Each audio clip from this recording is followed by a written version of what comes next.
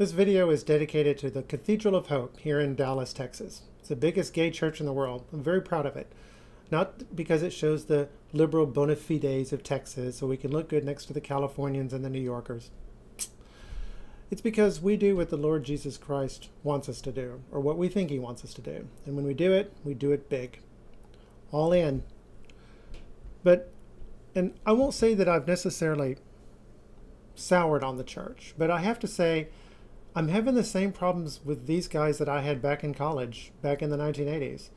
The gay culture is just really a drag. It's a monolithic culture, a monoculture as it's called.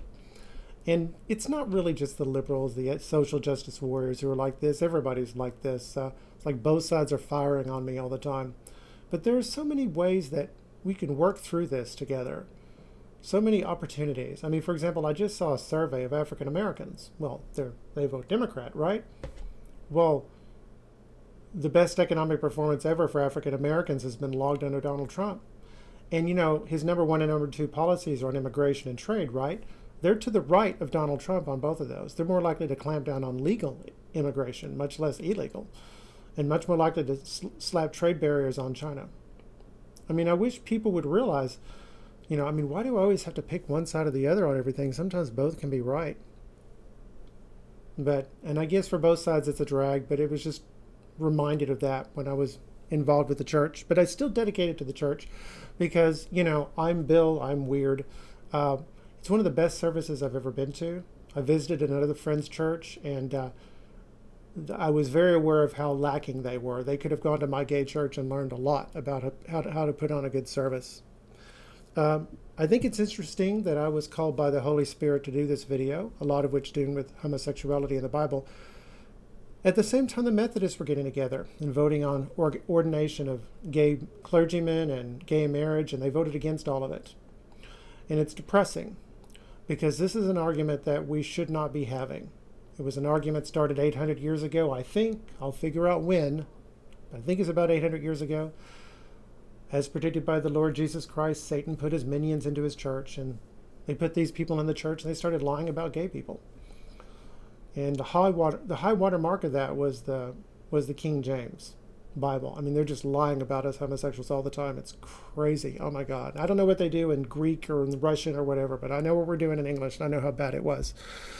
You know, I don't read Greek and I don't read Hebrew, but you know, you can look at all that stuff now online. Everything's there. You click on every word. It'll show you where else it's used. And look at these anti-gay passages in the Old Testament. They're full of cult language, full of ritual language, full of it. And they just act like it's not there. La-da-da-da-da. And then you have the Septuagint, which is a translation from the Hebrew into Greek 2,300 years ago, so it can be considered a commentary on the Hebrew. That's exactly how they treat all of these so-called anti-gay laws. You'll see them here. I cover them here. They treat them as ritual, some kind of ritual. Now, this thing about the Septuagint is not only is it a good commentary, but, you know, they translate from the Hebrew, right? We have a Hebrew Bible. Well, there were some differences between the Hebrew these translators were looking at and the Hebrew of today. And sometimes, quite often, the Septuagint is better. It's a witness to a better text than the one we have now. Obviously, not always right. What's the cult language about?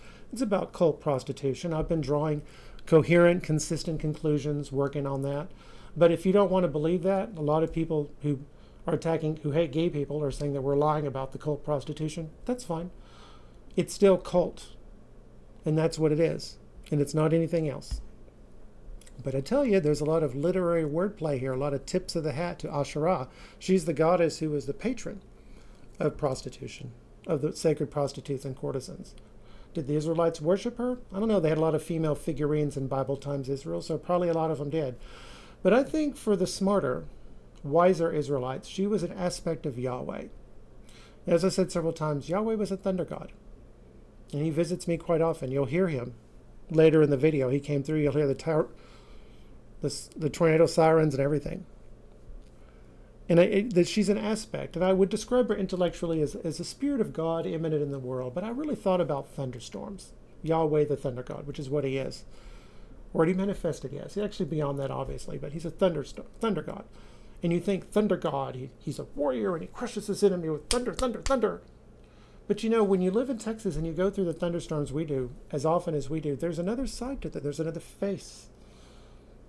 I think this is the face of Asherah. I think this is Asherah. And the face is this. The storm has passed through, and it smells so wonderful outside, and it's so fresh, and it's so free, and the rot has been chased away, and everything is like quick, quick, quick, quick, quick. Everything grows. The grass turns green in front of your eyes. The trees grow in front of your eyes. I'm not lying to you. It's a splendid sight.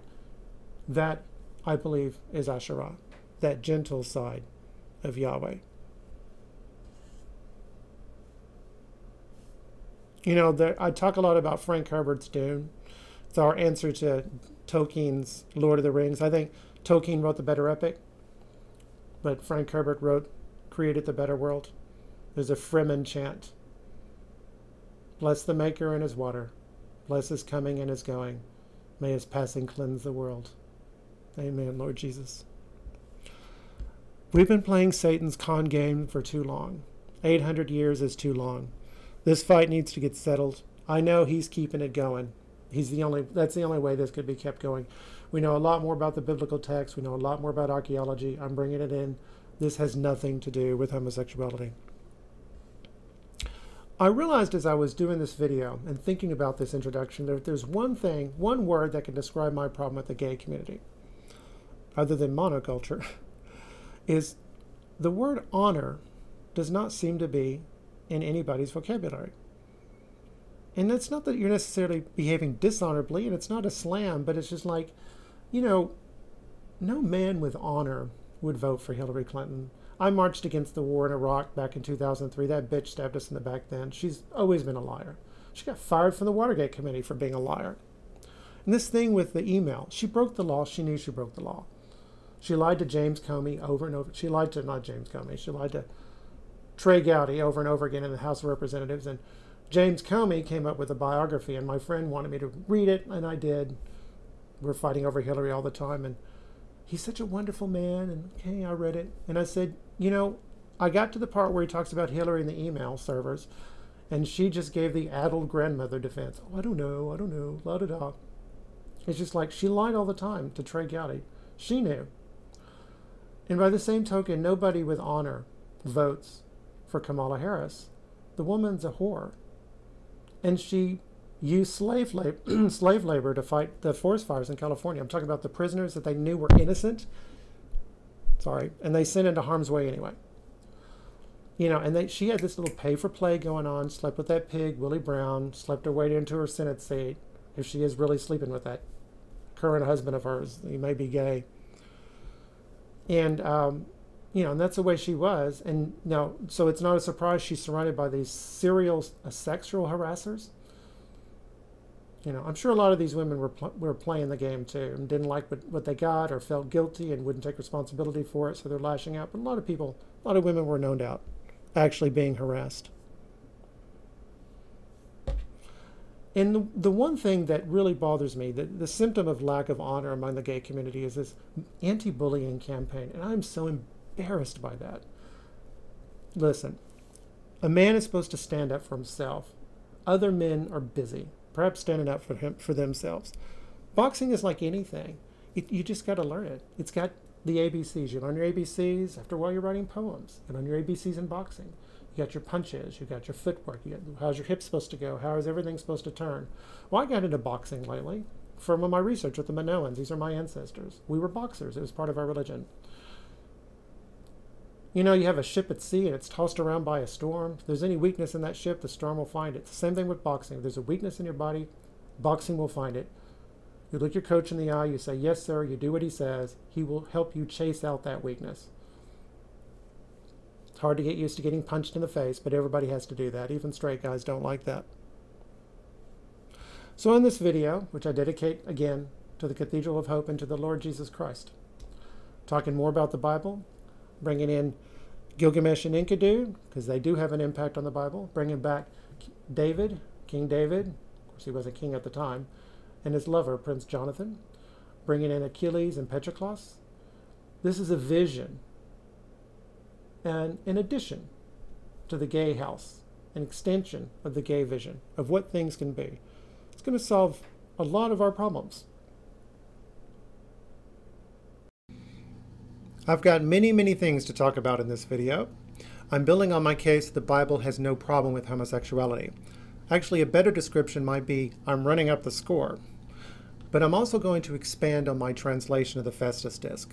That was like a dam breaking. One observation while I was writing this script and the whole thing flowed like a river. Both of these breakthroughs ultimately stem from the same source, the Epic of Gilgamesh. Actually, no. The epic you probably know was edited and pulled together 500 years after the Phaistos Disc, and the earliest copy we have of that version comes 600 years after that. What really shed light on the Phaistos Disc is the 18th century BC poems about Gilgamesh. That's Gilgamesh's original name. All the discoveries I made for this video ultimately stem from those poems, although when I talked about him back in December, I did not understand that dynamic. I say these new discoveries ultimately stem from those, because along the way I found the Baal cycle, and I'm going to be forced to visit that on my next video. It's going to shed a lot of light on two parts of the Bible, the book of Daniel, and David's lament at the death of his lover, Prince Jonathan, called the Hymn of the Bow. It's amazing how much I learned just from scripting these videos. My breakthroughs for the Phaistos Disc, for example, typically the process always forces me to take a closer look at my sources. When I do, I discover they're telling me a lot more than I thought.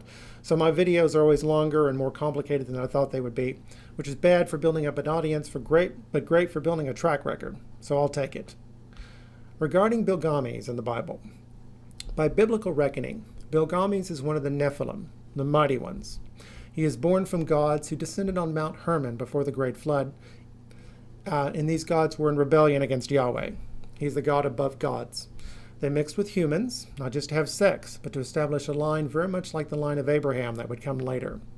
This mixing is most likely what provoked the flood in the first place, in which case the careful care of genealogies in the Bible might have resulted from a need to contain their genetic contamination. All that I've just told you comes from the Second Temple period, Book of Enoch. You probably don't know this, but references to the Book of Enoch pop up all over the New Testament. The Second Temple period is the time between the building of the Second Temple in Jerusalem after the Babylonian exile. It ends with the destruction of Herod's temple in 70 AD. That's 516 BC to 70 AD, almost 600 years, longer than there was a king in Jerusalem. Most Christians do not believe Enoch belongs in the Bible, but Ethiopian Christians do, precisely because of its heavy use in the New Testament. Gilgamesh is one of the rival lineages, thus he's a bad guy. All the giants in the Bible are bad guys for precisely that reason. There's only one thing you need to understand about these deities and their demonic offspring. They hate us. They always did. Because they know we're ultimately going to rule over them, most likely because our bodies contain flesh and blood as well as spirit, hence their need to mate with women, no flesh. They are not trying to liberate us. They're not trying to tell us any deep, dark, awful truth about God. They're trying to cut us off from our power source so they can consume us like cattle. You see that all the time in Western society today. People are liberated from God, hallelujah, only to be enslaved by sex, or drugs, or reflexive consumerism and debt, or food, a lot of which I have been pulled into. Thus, for these reasons, Jerusalem was destined from the beginning to make war on Babylon. I have the biblical scholar Michael Heiser to thank for his insight into a biblical-based view of characters like Gilgamesh. I did a video on him back in December. Happy to let you check that out. But you should see him directly on YouTube. He has dozens of videos. You should especially watch his video, Divine Counsel 101. Very important. Bottom line, according to the Bible, the gods are all real. We were put under their power after the Tower of Babel because, like these earlier gods, we were in rebellion against the true God. But these latter gods also rebelled and became corrupt. Heiser has an amazing theory on what was going on with the transfiguration of Jesus and the events at Caesarea Philippi that preceded it. This is the famous scene where Jesus asks his disciples, "Who do men say that I am?" Peter answers, "You are the Christ, the Son of the living God." And among other things, Jesus answers in response, "This is the rock on which I will build my church, and the gates of the netherworld shall not prevail against it." Now, Catholics, of course, say Jesus is talking about Peter, and Peter is the first pope. Protestants disagree. They say this rock is the confession of Peter. Dr. Heiser says they're both wrong, or not completely right. Heiser points out that they were standing on top of a big freaking rock when Jesus said that. And on that rock, people used to worship Baal. He also points out that nearby were two cities that local Canaanites thought, drumroll please, were entrances into the netherworld. Voila, the church is going to be founded on the very rock that the enemy gods founded their power on. And of course, in order for the church to do that, it must first sweep aside these gods. And that rock is right at the foot of, another drum roll please, Mount Hermon. Thus, without doubt, Mount Hermon is the mountain where the Transfiguration happened, and the Transfiguration itself is also an act of war against these corrupt gods. This video will confirm Dr. Heiser's theory. In fact, the Jews, Matthew and Mark, are specifically aiming at Gilgamesh. This in turn will also confirm my position that the New Testament writers, the Jewish writers, knew all about Gilgamesh. I talk about that in December. I'll repeat what I said there, here. Luke's version, by the way, does something very special. I had to smile when I compared his version with the others. If you've watched my videos on homosexuality in the Bible, compare the three versions and you'll see why I smiled. Otherwise, just sit tight. I'll give you all the background you need. Jews in the Second Temple period at least knew about Gilgamesh. So you need not only rely on my work to know that. In fact, quite in keeping with the biblical position on other gods, as correctly recovered by Dr. Heiser, he shows up as one of the bad guys in something called the Book of the Giants. There are two versions. One we've known about for centuries. It was authored by the Iranian prophet Mani. We were surprised to discover an Aramaic version among the Dead Sea Scrolls. Obviously, Mani based his version on the original Aramaic. Notice the note at the top. You are strongly advised to read the Book of the Watchers, 1 Enoch 1-36, before tackling the Book of Giants. The story will make much better sense if you do. We all think the Bible belongs to the highfalutin theologians, but sometimes it's best to think of the Bible as a comic book. Later, we're going to look at the Bible in precisely that way, and that will definitively settle a major argument between Christians and Jews on how to interpret a text in our favor. But comics are also fun and can make the Bible fun, so you're more likely to read it and pick up on small details you wouldn't have noticed before. Winner, winner, chicken dinner. Here's a quick example. You can hear Yahweh as a thunder god in the background right now. The tornado sirens are going off too. Welcome to Dallas. Moving now from history of transmission to background influences, we should note that the Aramaic Book of Giants draws on ancient Near Eastern myth, rather as the Manichaean version draws on Iranian myth. Two of the evil giants in the Aramaic version are named Gilgamesh and Hobabus. The giants Gilgamesh and Hobabus are reflexes of the Gilgamesh and Huwawa of the Gilgamesh epic. So you have a famous person, another group of people will come along later, speaking a different language. They'll say his name, but it'll be a little weird. That's a reflex. Likewise, a Sogdian text of the Manichaean version refers to a Tanbush, who is either another giant or Enoch under another name. Enoch also survived the flood and was made immortal. A Tanbush is clearly a reflex of Utnapishtim, who's their version of Noah. And we may assume that he appeared also in some lost passage or passages in the Aramaic Book of Giants. Now, DC Comics owns Superman. So you know when Marvel is doing an evil Superman, even though they must call him by another name, obviously. The movie Brightburn is coming out as of this filming. That kid looks like he's going to be an evil Superboy. On the other hand, Marvel might be doing a major story arc that DC will shadow, although with different characters. A long-time reader would recognize this. That's what you're seeing here with the Manichaean and Aramaic versions of the Book of Giants, Iranian and Semitic versions of the same story, when read alongside the Epic of Gilgamesh. This kind of play is something to keep in mind later in the video when we talk about the Gospels as Graeco-Roman biographies. You don't have to get all the nitty-gritty details right, but you do have to get the right details right. Evil Superboy, for example, has to be an alien. And of course, when you talk about biographies of any kind, as opposed to mythologies like this, there are other literary standards that you have to meet. We can go one step further with the name Hobabus. That is discussed here in this free version of the so-called Pennsylvania and Yale tablets. Very old versions of the Epic of Gilgamesh. Gilgamesh, as he's called there. These are the ones that are very important in this video. Finally, we encounter in the Yale tablet for the first time the writing Huwawa as the name of the guardian of the cedar forest, as against Hubaba in the Assyrian version, although in the latter case, we may now conclude from the Yale tablet the name should rather be read Hubaba. The variation in the writing of the latter name is interesting as pointing to the aspirate pronunciation of the labial in both instances. Labial, ba ba ba, the two lips. So aspirate, v, you need to let some air through. The name would thus present a complete parallel to the Hebrew name Huwawa or Hobab, who appears as the brother-in-law of Moses in the P document. That's priestly.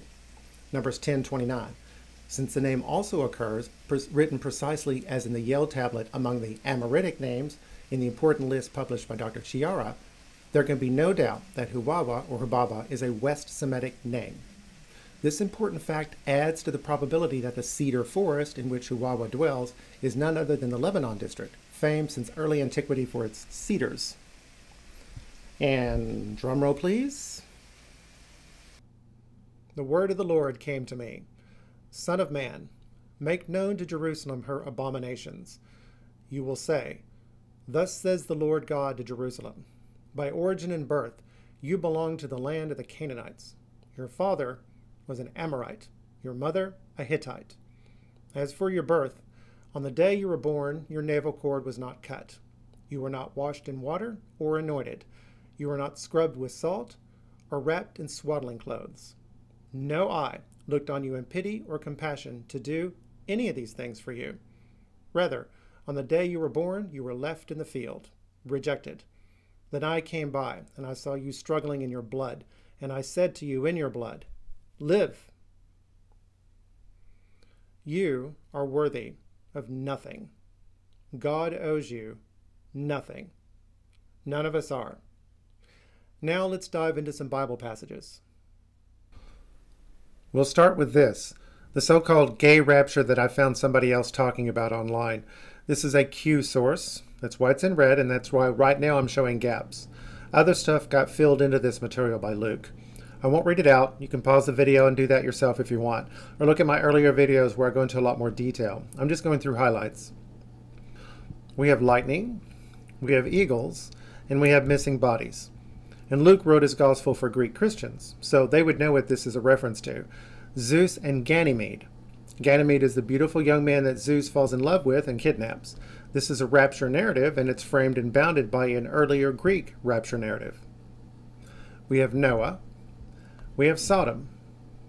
What they have in common is sex, although with Noah we need an explicit reference to that.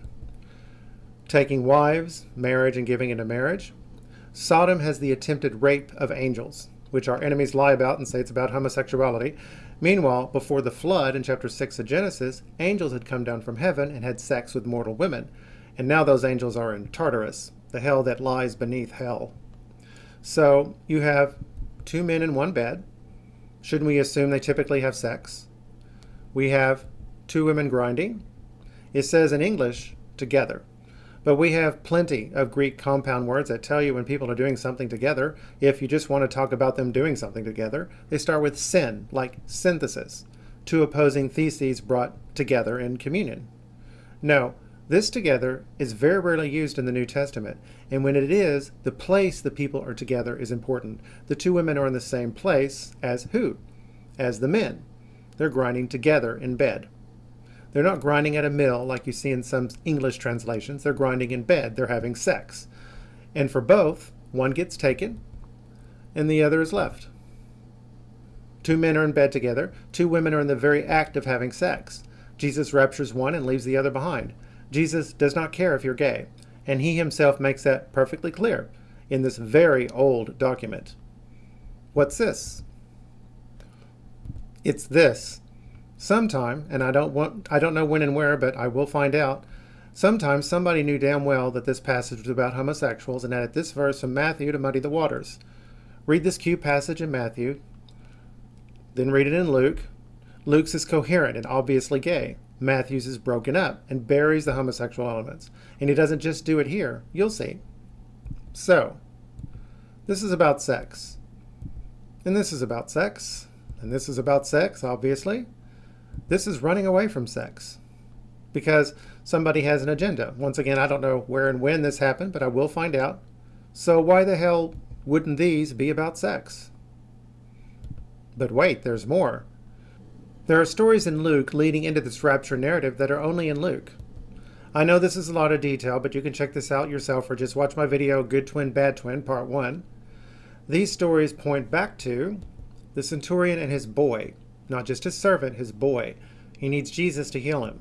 You can't see this in the English because the translators are muddying the water. It's part of a long tradition, as you can now see.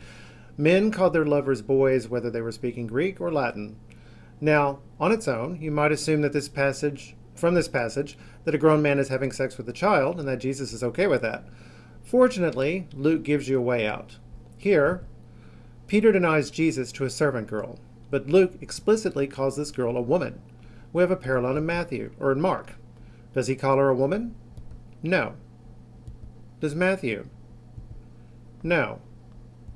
Does John? One of the few parallels his gospel has with the others. No. Luke is going out of his way to let you know that that boy is a grown man. But wait, there's more. In Luke, we're looking for the upper room for the Last Supper. Jesus tells his disciples to look for a man carrying a jug of water. He gets that from Mark. This is the oldest gospel, and both Matthew and Luke draw from him. So, is this man in Matthew? No. Is this important? Yes, a man carrying water is doing woman's work. It's almost as if Jesus were telling his disciples to follow the drag queen, or the transgender woman. So, once again, Matthew is burying the gay. And the fag-bashing excuses fall like dominoes. Now, if you're a Christian and you're worried about all these changes the gospel writers are making, or if you hate Christianity and you think you caught us in the act of conveniently rewriting our history, don't. This is the way everybody did histories and biographies in the Graeco-Roman world. And that's exactly what these are, Graeco-Roman biographies. This is a new discovery. They only figured this out back in the 1970s, in the late 1970s. Although we know the Greeks and the Romans were quite capable of writing literal histories, because we know of at least one example of that, we also know data-centered histories can miss the point. Bottom line, the number one goal of a Greek or Roman biographer was to capture the character and the spirit of their subject. On the specific data points, you can bend, but you could not break, and you can't just make stuff up. It's a judgment call. Thus, in Luke, the centurion sends somebody to ask Jesus to heal his boy, while in Matthew, the centurion asks him himself. So, which is true? Luke's story. Well, how do I know? Because Matthew consistently condenses. When you look at parallel stories, his word count is always smaller. Plutarch does the exact same thing. In one of his biographical lives, Pompey sends somebody to the Senate to tell them something, yet in another, Pompey tells the Senate himself. It doesn't matter, the point is made. John's Gospel has Jesus driving the money changers out of the temple at the beginning of his ministry, and has him crucified the day before Passover. Everyone else has the conflict at the end of his ministry, and has a crucifixion the day after Passover. And that's how it happened. How do I know? Because John is capturing the character of Jesus' ministry. He is the Passover Lamb of God come to take away the sins of the world. The clash at the temple launches the Passover week, and like the traditional Passover lamb, the Lamb of God is slaughtered the day before Passover. All of this is perfectly acceptable and even expected under the rules of Graeco-Roman biography and history. And really, getting to the heart of a matter is far more important than nailing down specific data points. You can tell many truths with myths, and even outright lies. And you can be 100% true with your data points and still lie like a dog, by conveniently leaving something out, for example, or downplaying something, or upplaying something. By the way, the Gospel writers are much better at transmitting Jesus' actual words than Greco-Roman writers were at transmitting the words and sayings of their subjects. How do we know? We can just compare and contrast the quotes. I think this nicely confirms that Matthew and Luke actually were drawing from the so-called Q source, which was apparently just a collection of Jesus' sayings. Another big clobber passage, Paul's epistle to the Romans. This is a chain argument. Very simple. If they want to say this is a general condemnation of homosexuality, then you need only knock out one of the links of the chain. God's eternal attributes are obvious. Paul is talking about Aristotle's first cause, or unmoved mover. Everyone everywhere knew this was a solid argument for monotheism. The celebrated medieval philosopher Thomas Aquinas would build on this. But some people deny it. Therefore, but if you're not one of these guys, then Paul is not talking about you. Don't complicate things. Life is already complicated enough. But if you must complicate things, the argument ends using lurid sex as a metaphor for chaos. Now the Old Testament, and the biggie. A man lying with a man as with a woman is an abomination and they should both be killed. Clearly anti-gay, right? Well, What about two women? If they're really anti-gay, then wouldn't we talk about that? So right off the bat, we have a problem. But we have a bigger problem. The Hebrew doesn't say lying with a man as with a woman. It says lying with male beds of women. What the hell is that supposed to mean? Well, the clue is in abomination or abhorrence. This is cult talk. We're dealing with some kind of ritual. Our enemies lie about this and say it can also be just about sex. That term never talks about anything but cult. The burden of proof is not on me, it's on you. You're the ones making the changes, and you're the ones with the agenda. Woman in Hebrew is Asha, which I think is a reference to Asherah, the goddess who everywhere in the sacred world of the Israelites was a patron of the sacred prostitutes. And you'll see I'm almost certainly right about that interpretation of this text. So this passage is just telling us that a man cannot have sex with a male cult prostitute who is acting as a cult prostitute. The law does not apply if he has sex with a man when he's not acting as a cult prostitute, even if he's the same man. And you'll see that I'm almost certainly right about that too. I think the cult prostitute, the male, stands in for Yahweh, and this is considered homosexual rape of Yahweh. I've said that in previous videos. I've already made a very strong case of that, and you'll see that here. But I've also found another verse which will make that case even stronger. We'll see that later. Now let's look at the Septuagint, the Greek translation that Jesus and his disciples would have been familiar with. I brought up the Septuagint in previous videos because I thought we could treat it as a 2,300-year-old commentary on the Hebrew Bible, and that's true. But when we think of the Hebrew Bible, most of us think of the Masoretic text, like it's the true Hebrew Bible. It comes from the 6th century, though, and it's Jewish. We also need to consult the Septuagint because scholars know it is also a witness to a Hebrew text that often differs from the Masoretic text. So you think that it's just wrong, right? Actually, you cannot assume that. The Dead Sea Scrolls indicate that both versions were well known in the centuries before Christ, and they were both considered acceptable. In fact, the Samaritan Pentateuch from the north was also considered acceptable. That's a third version. Christianity is a very interesting religion. Anyway, the Septuagint leaves the passage as is. Arsenos koitein gynekos, man bed of woman. We argue over arsenokoites in the New Testament, man bed. They say the word means homosexual, and we say it doesn't. But Paul got that word from the Septuagint. We're pretty sure of that. And it's been truncated. The full phrase is male bed of woman. And when you understand that, the whole argument is settled definitively in our favor. I believe the translators left woman in there because the woman refers to Asherah, who once again is closely associated with these prostitutes. The Greek word for abomination follows. It's very graphic. Bdeligma. Bdeh. Almost like the sound of someone vomiting. Imagine a heterosexual man being forced to give a male rapist oral sex. Bdeh. The man would want to vomit. Deuteronomy, the second law, which is what that means in Greek. All 10 laws in the previous chapter of Leviticus have counterparts in this book. Here's ours. 23:17 with the King James translation. No daughter of Israel can become a whore, and no son can become a homosexual. As you can see, we have a double lie here. They kept calling us homosexual sodomites, even though the sin of Sodom has nothing to do with homosexuality.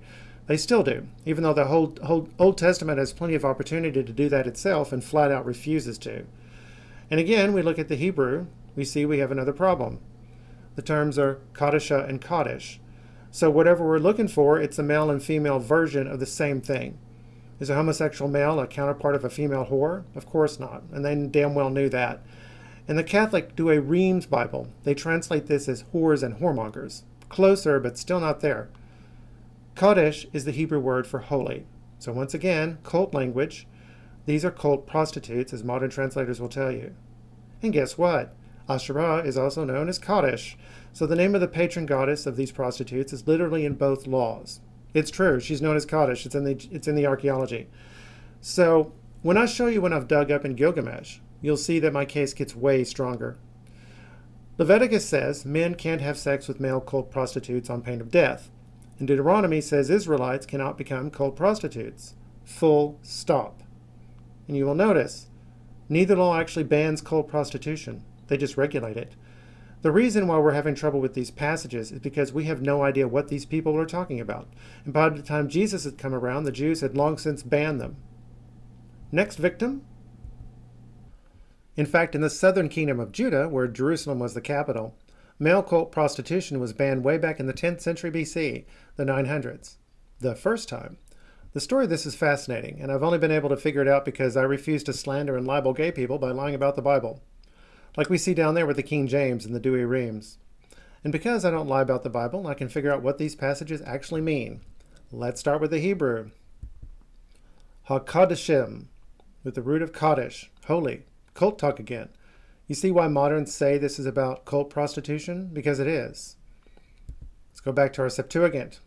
I don't read Greek, so I had my friend Demetrios A. translate it for me, and what do you know? The Jews back then were saying this was about cult. You think our King James and Douay Rheims translators knew about the Septuagint spin on this? Of course they did. They just decided to fucking lie.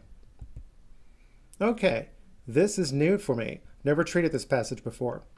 The Hebrew shows an awful lot of language play that strongly supports my position.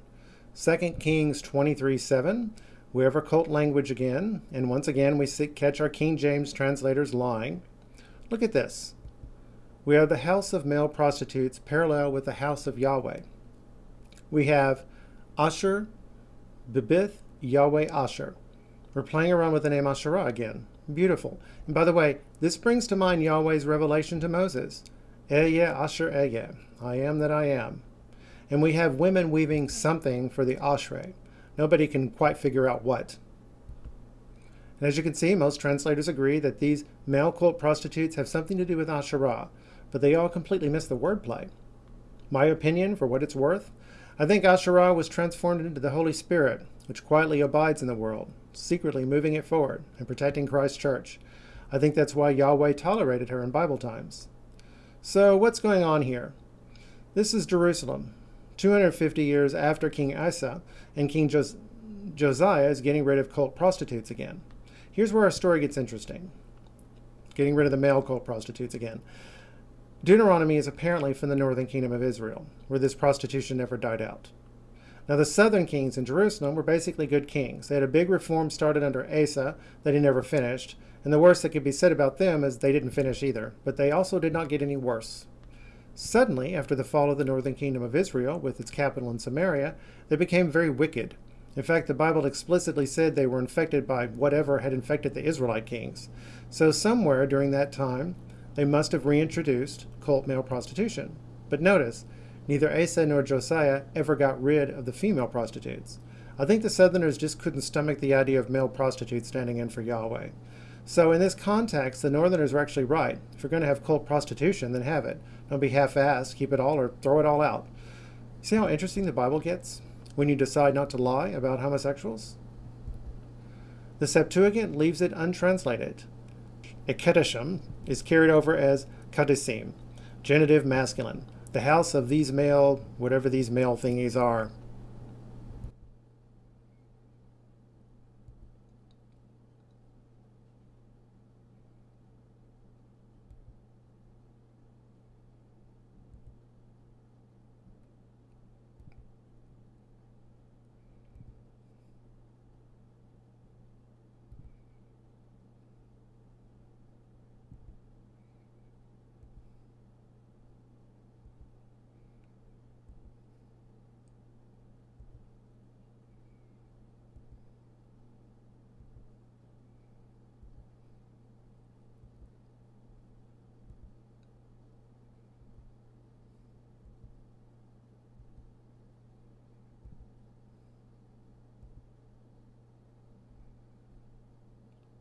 What do the women have in common?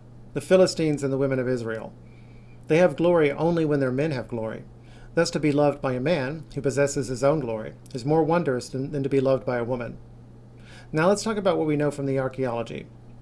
Abraham worshipped El, the king of the gods who lives in heaven. Abraham is the patriarch. We know from the archaeology that El was also the god of patriarchs, not just Abraham. Around about the time of Moses, everyone suddenly starts worshipping thunder gods. We have Baal in Syria, Marduk in Babylon, Zeus in Greece, and Indra among the Vedic people who eventually became the Hindus in India. And with Moses, we have Yahweh, whose name probably comes from Hoeh, meaning he blows. And he acts just like a thunder god, and he has a bow. Something important, these thunder gods descend from the Sky Father, sons or grandsons, just like Thor is the son of Odin. And all of this is encapsulated nicely in the book of Daniel. We have the Ancient of Days in heaven, an old man. El is the old king ruling from heaven, eternally. We have living fire spilling from his throne. And Near Eastern mythology, Asherah is the patron of the king's throne. And just as we have the wordplay with Asherah and Yahweh's house in 2 Kings, Asherah is also traditionally the guardian of the king's palace. And of course, this image here brings to mind the tongues of flame coming down from heaven during Pentecost. And here comes the Son of Man, a warrior coming in on the clouds of heaven. This is Yahweh. The imagery comes from Baal, and Israelites are reacting to that. Baal is not the warrior who rides the clouds, Yahweh is. That's what the archaeology shows, and that's what's going on all over the Bible, so that's what's happening here. And he's the Son of Man because he will become a man in a physical body. He will become Jesus, who will come into his kingdom, and who will obey the will of his Father in heaven. Anyone who tells you that this is just a man or an angel Michael and it isn't Yahweh is blowing smoke up your kazoo. Why would an angel be called a son of man? This is also a play on the Baal epic in the north, in Syria. El rules eternally in heaven. Baal comes into his kingdom. And this is exactly why Baal was dangerous. He was a counterfeit, and a damn good one. Now, since the Baal epic came first, why wouldn't I assume Yahweh is a counterfeit, or the pale reflection in the upstart? Because of the physical incarnation of Yahweh in the body of Jesus, and Jesus' resurrection from the dead.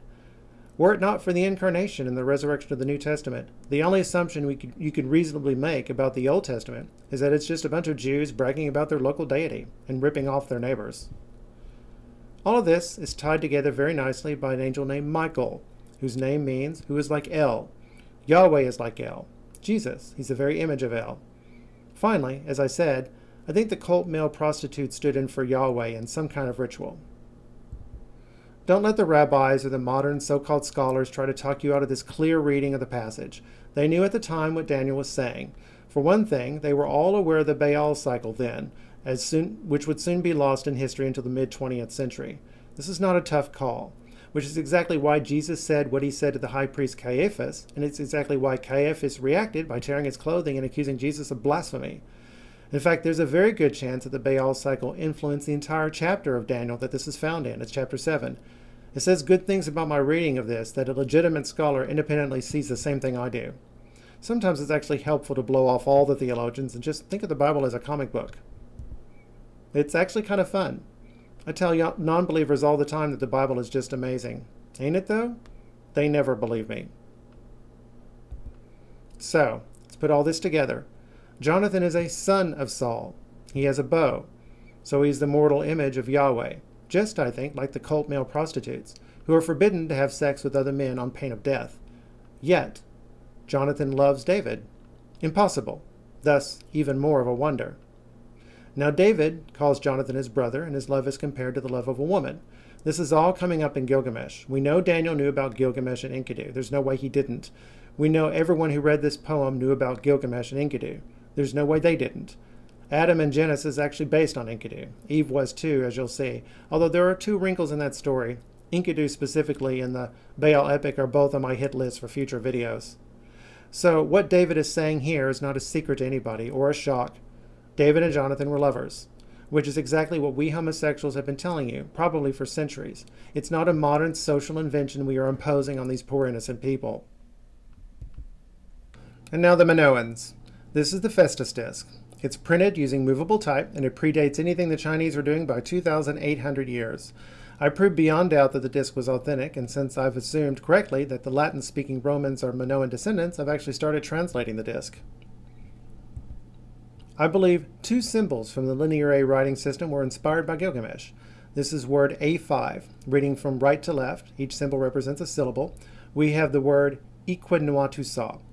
Minoans actually wrote from left to right, but this is a spiral on a disc, and you read it from the outer rim to the interior, so it's going backwards relative in this orientation.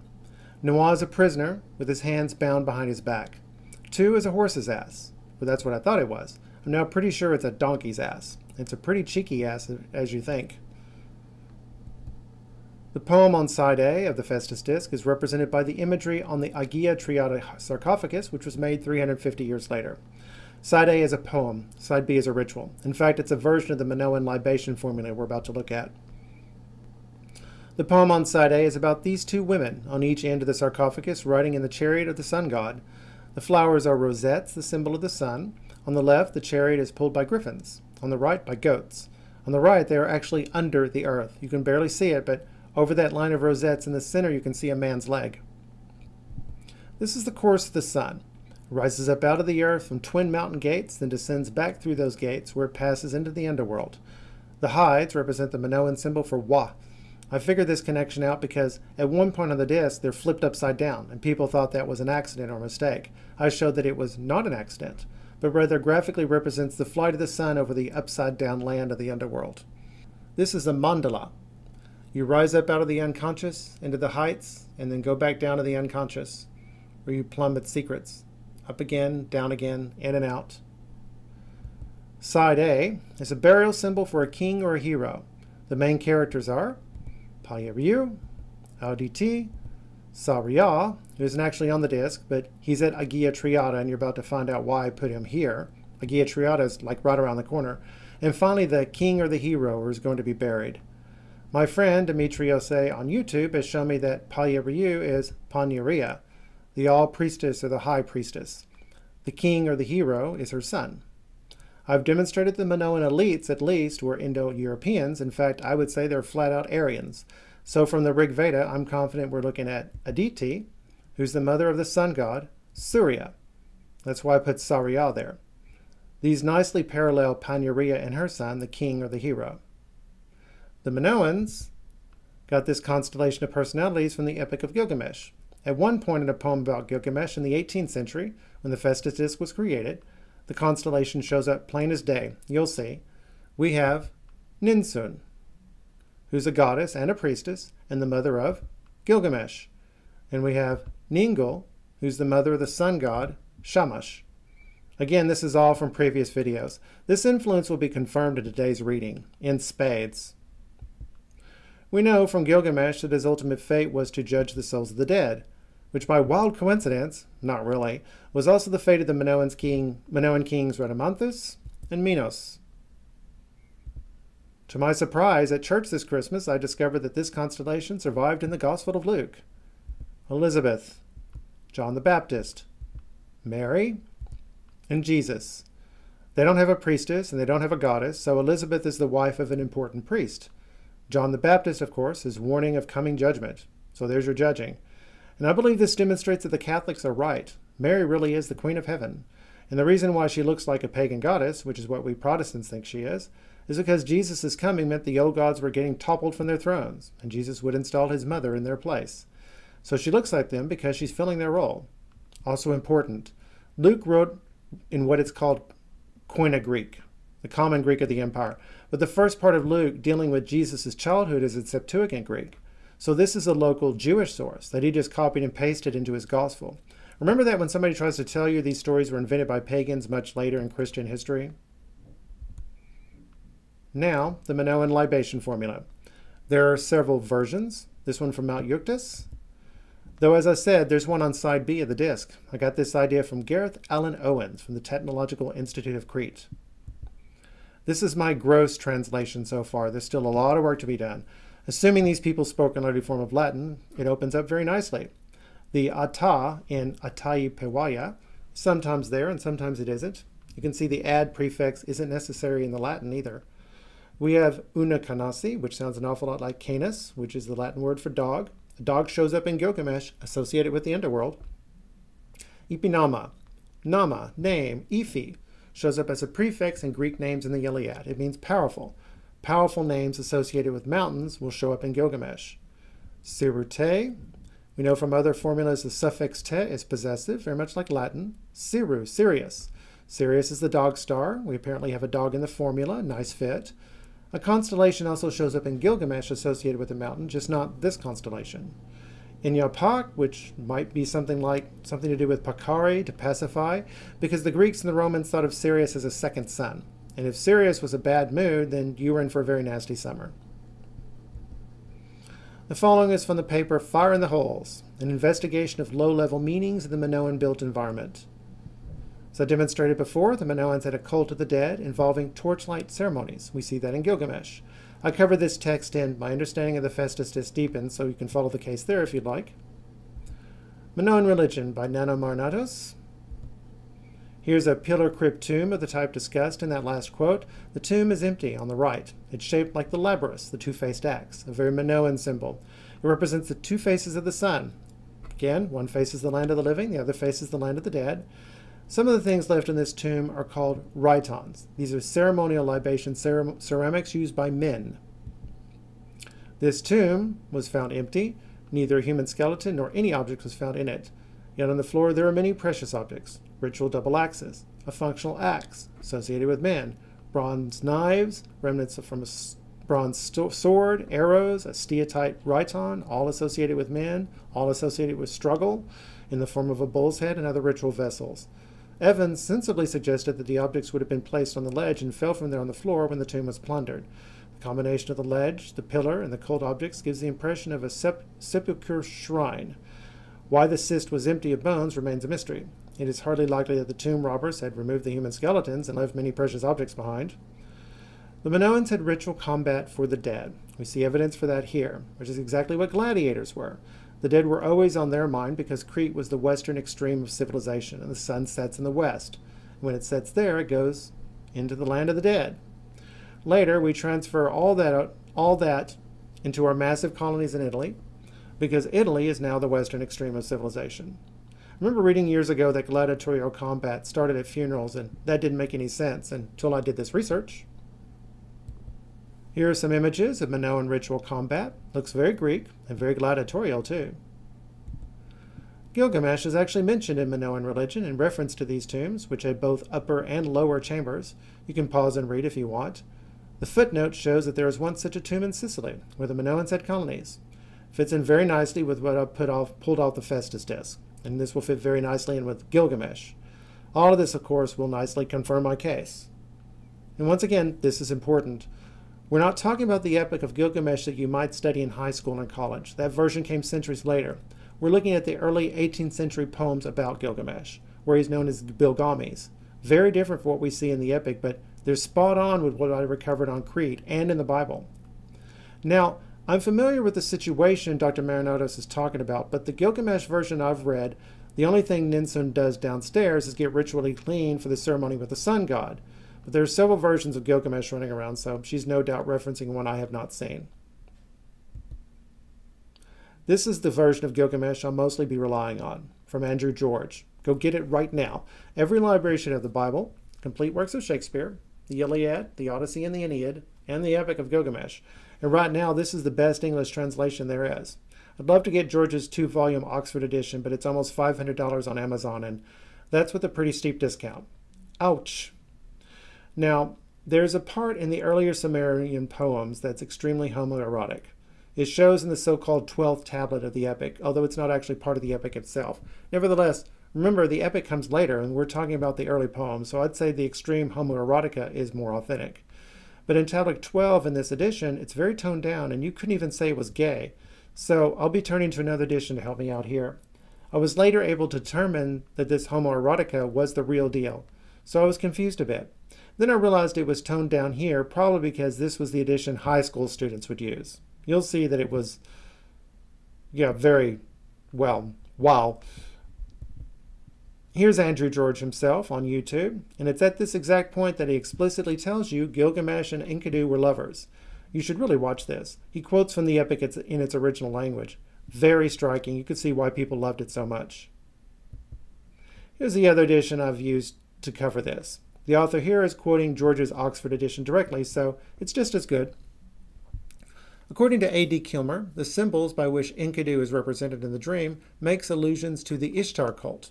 The meteorite, Kikru, evokes Kesru, which would be a male counterpart to a Kazertu woman, a kind of cultic prostitute. Okay, Kesru and Kazertu? What should that remind you of? That's right, Kaddish and Kaddisha.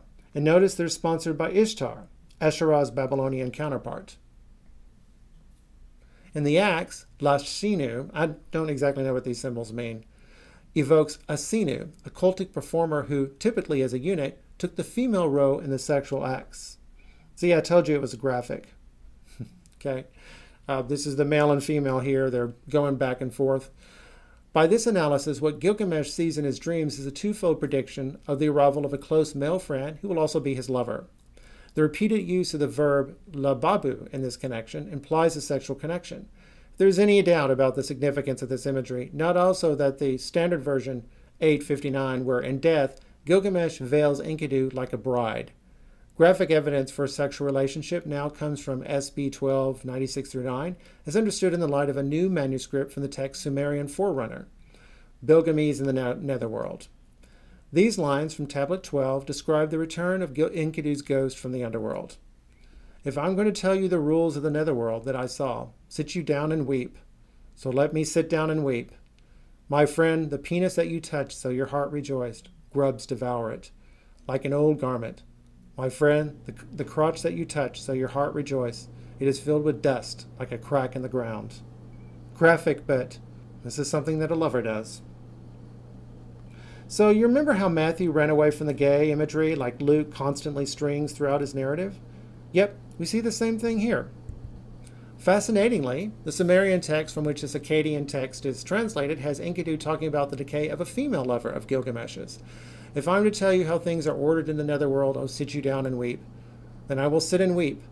The one who handled your penis, so you were glad at heart, and you said, I'm going to, like a roof babe. Oh boy. Bring it, Papa. Her vulva is infested with vermin like an old cloak. Her vulva is filled with dust like a crack in the ground. In early Gilgamesh poems, you're going to see ritual combat for the dead and torchlight processions. Gilgamesh and Enkidu slay the ogre Humbaba, whom they bound as a prisoner before they slayed him. But he's only called Humbaba in the later epic. He's called Huwawa in the early poems, which is what the Minoans would have read. Huwa, from Huwawa, is awfully close to Nuwa, which, as I've already shown you, is symbolized by a bound prisoner. Interesting. Haven't completely nailed it, but it's close. Just wait until I get to the donkey's ass. You're going to love it. Now, let's get to work on our epic.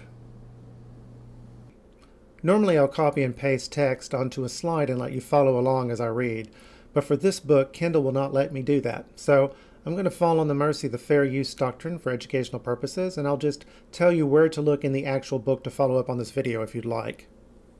King Ashurbanipal's library, which was far bigger than any other, was the result of a deliberate program of acquisition and copying. The purpose of this labor was to provide Ashurbanipal with the best possible expertise to govern in the manner that would please the gods. Send me, he commanded, tablets that are beneficial for my royal administration. With its device for proper government, the Gilgamesh epic certainly came into this category, but it is clear from the contents of the libraries of Nineveh that the phrase summed up the entire scribal tradition current at the time. We think of epics like Gilgamesh and the Iliad like they're comic books or movies, but they're guides to raising your family and protecting your dead and the land of the dead and ruling your subjects. In fact, one of the major reasons why we know there's such a thing as the Epic of Gilgamesh in the first place is because we found it in the library of the Neo-Assyrian king Ashurbanipal, and that's why he read it in the first place. That's why everybody wanted to read it. Although on top of that, you can also see Gilgamesh as a comic character, and a great one. And just because he's a comic character doesn't mean he can't slide in some moral lessons along the way. In fact, just because someone's a comic character doesn't mean they can't slide in some moral lessons along the way. And nowadays you can bet on it. Ashurbanipal himself was a scholar who actually was not supposed to be king. He could read and write in Akkadian and Aramaic, which are Semitic languages like Hebrew, and Sumerian, a classic language for them like Latin is to us, and it's so different it might as well be Chinese. He was one of the greatest kings in Assyrian history. And the Assyrians had run empires for 1,500 years. And yet, a measly 18 years after he died, and after he'd spent decades pulling together the greatest library in the history of the world up to that time, at the point of a blade for all those poor enslaved scholars, might I add, the Assyrian Empire would disappear from all of history, forever. Its capital of Nineveh was the biggest city in the world. It would be abandoned, its dead left to rot in the streets. The Babylonian Gilgamesh epic did not escape the attentions of a redactor. This, by tradition, was a learned scholar by the name of Sin Like Unini, which means, O moon god, accept my prayer. By profession, he was an exorcist, which is to say that he was trained in the art of the expulsion of evil by prayer, incantation, and ritual magic. It continues, he could not have been the original composer of the Babylonian epic, for a version of it already existed in the Old Babylonian period, but probably he gave it its final form and was thus responsible for the current edition in its first millennium libraries, the text that here we call the standard version. An exorcist. Well, it takes all kinds. Tablets inscribed with Akkadian scholarly and literary texts were copied out at Hattusha, the Hittite capital in Anatolia, at Akhetaten, the royal city of Pharaoh Akhenaten in Upper Egypt. That's the heretic pharaoh who was the monotheist. At Ugarit, a principality on the Syrian coast, and at Emor, a provincial town on the great bend of the Euphrates, just to list the principal sites. Except for Amarna, all these sites have produced tablets of Gilgamesh, so too has Megiddo in Palestine. The text continues, some of the material from Hattusha, which is the oldest of this group, is very similar to the old Babylonian epic that we know from the Pennsylvania and Yale tablets, which we looked at earlier, and clearly predates Sin Like Unini. The text from Emar, which are several centuries younger, are much more like his text, although again it is impossible at present to determine whether they precede his work or not. Other Gilgamesh texts from the West are abridgments of the Babylonian epic or reworkings of it, and are probably local developments. Indeed, the epic fired the imagination then as it does now, and adaptations of it were composed in local languages. So far, a Hittite version and a Hurrian version have come to light, both found in the archives of the Hittite Empire. Though Hittite is pretty well understood, Hurrian is still barely comprehensible, and understanding of both versions of the Gilgamesh epic is badly hampered by their fragmentary state of preservation. So, several important comments to make here.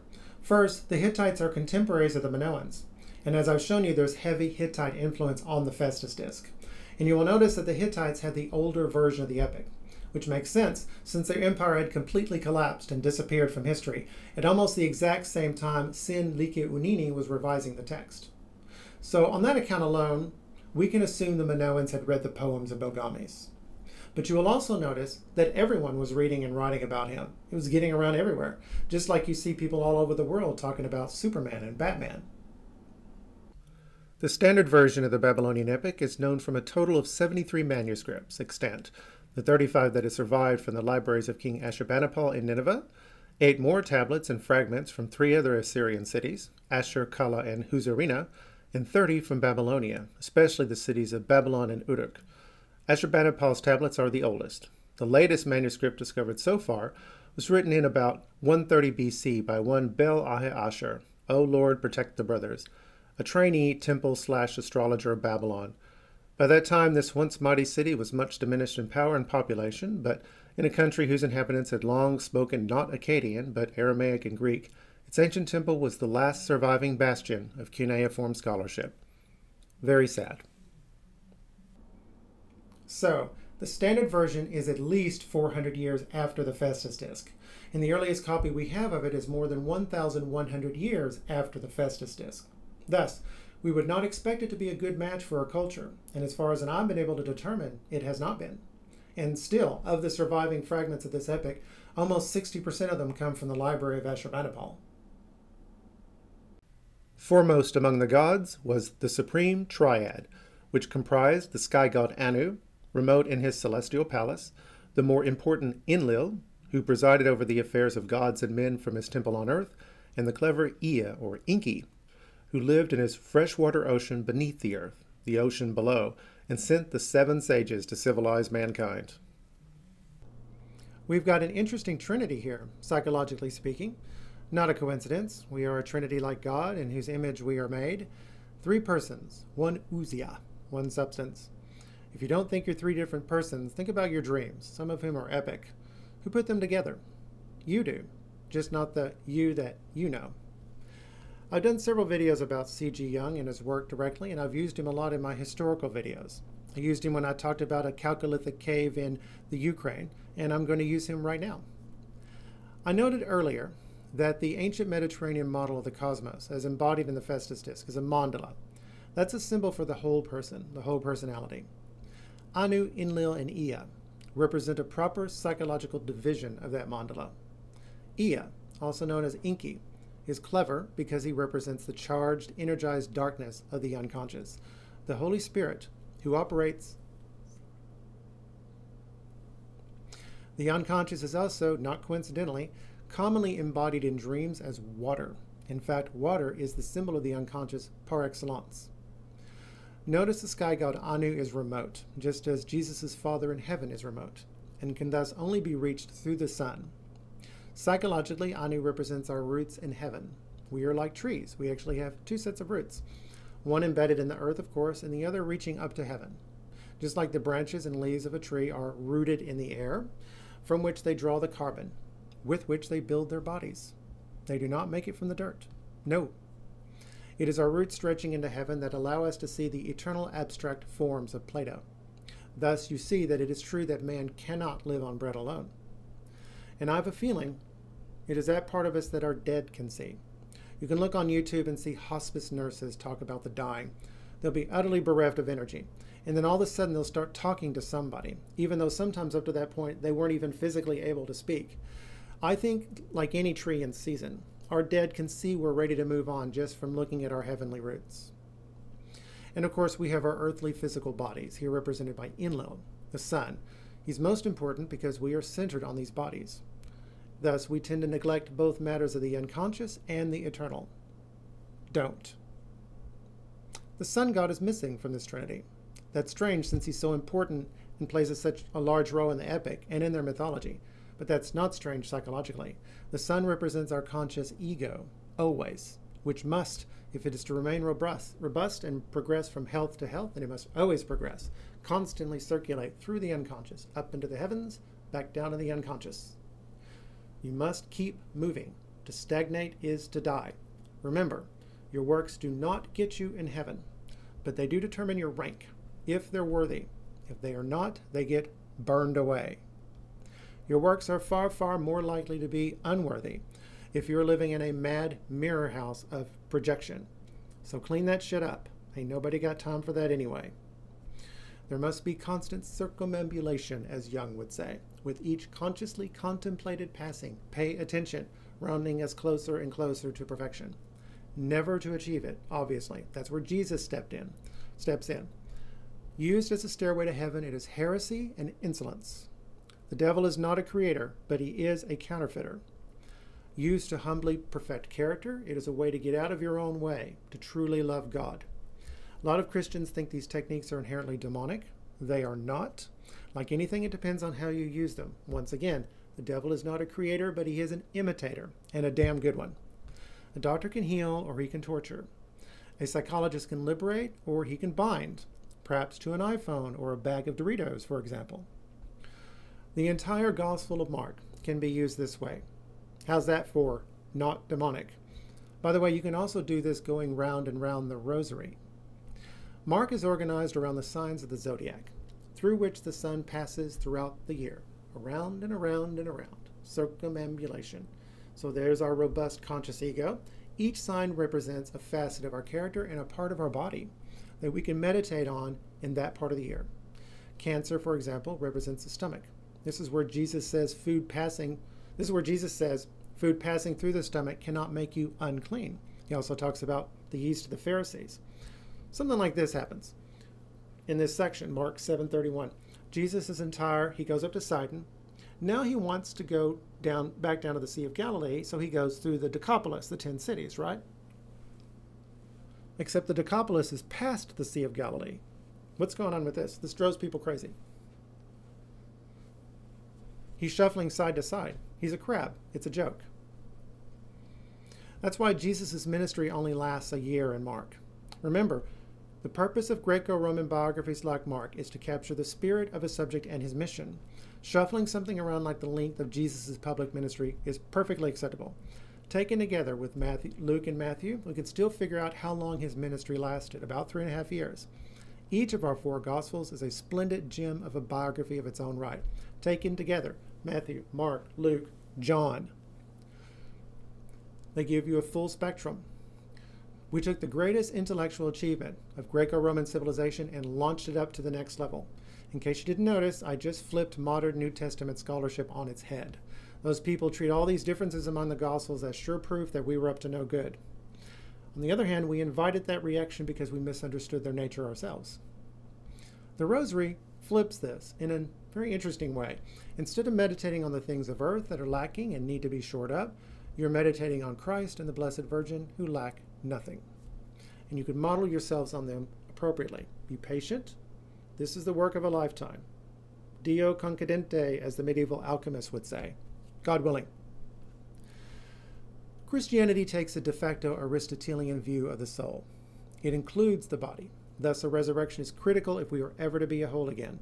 By the same token, we can only accept salvation when we are alive. When we are dead and outside of our physical bodies, we are severely lacking, almost as if we're drunk. Jehovah's Witnesses don't even think we're conscious. This is precisely why Catholics pray on behalf of the dead in purgatory, who themselves can only suffer its cleansing fires passively, and why Mormons baptize for the dead. By the way, you don't have to accept the reality of purgatory, but it's good to pretend like it's real in your operating day-to-day life. The great Protestant writer C.S. Lewis actually agreed with this. Apply it to everything you do and how you respond to everything you do.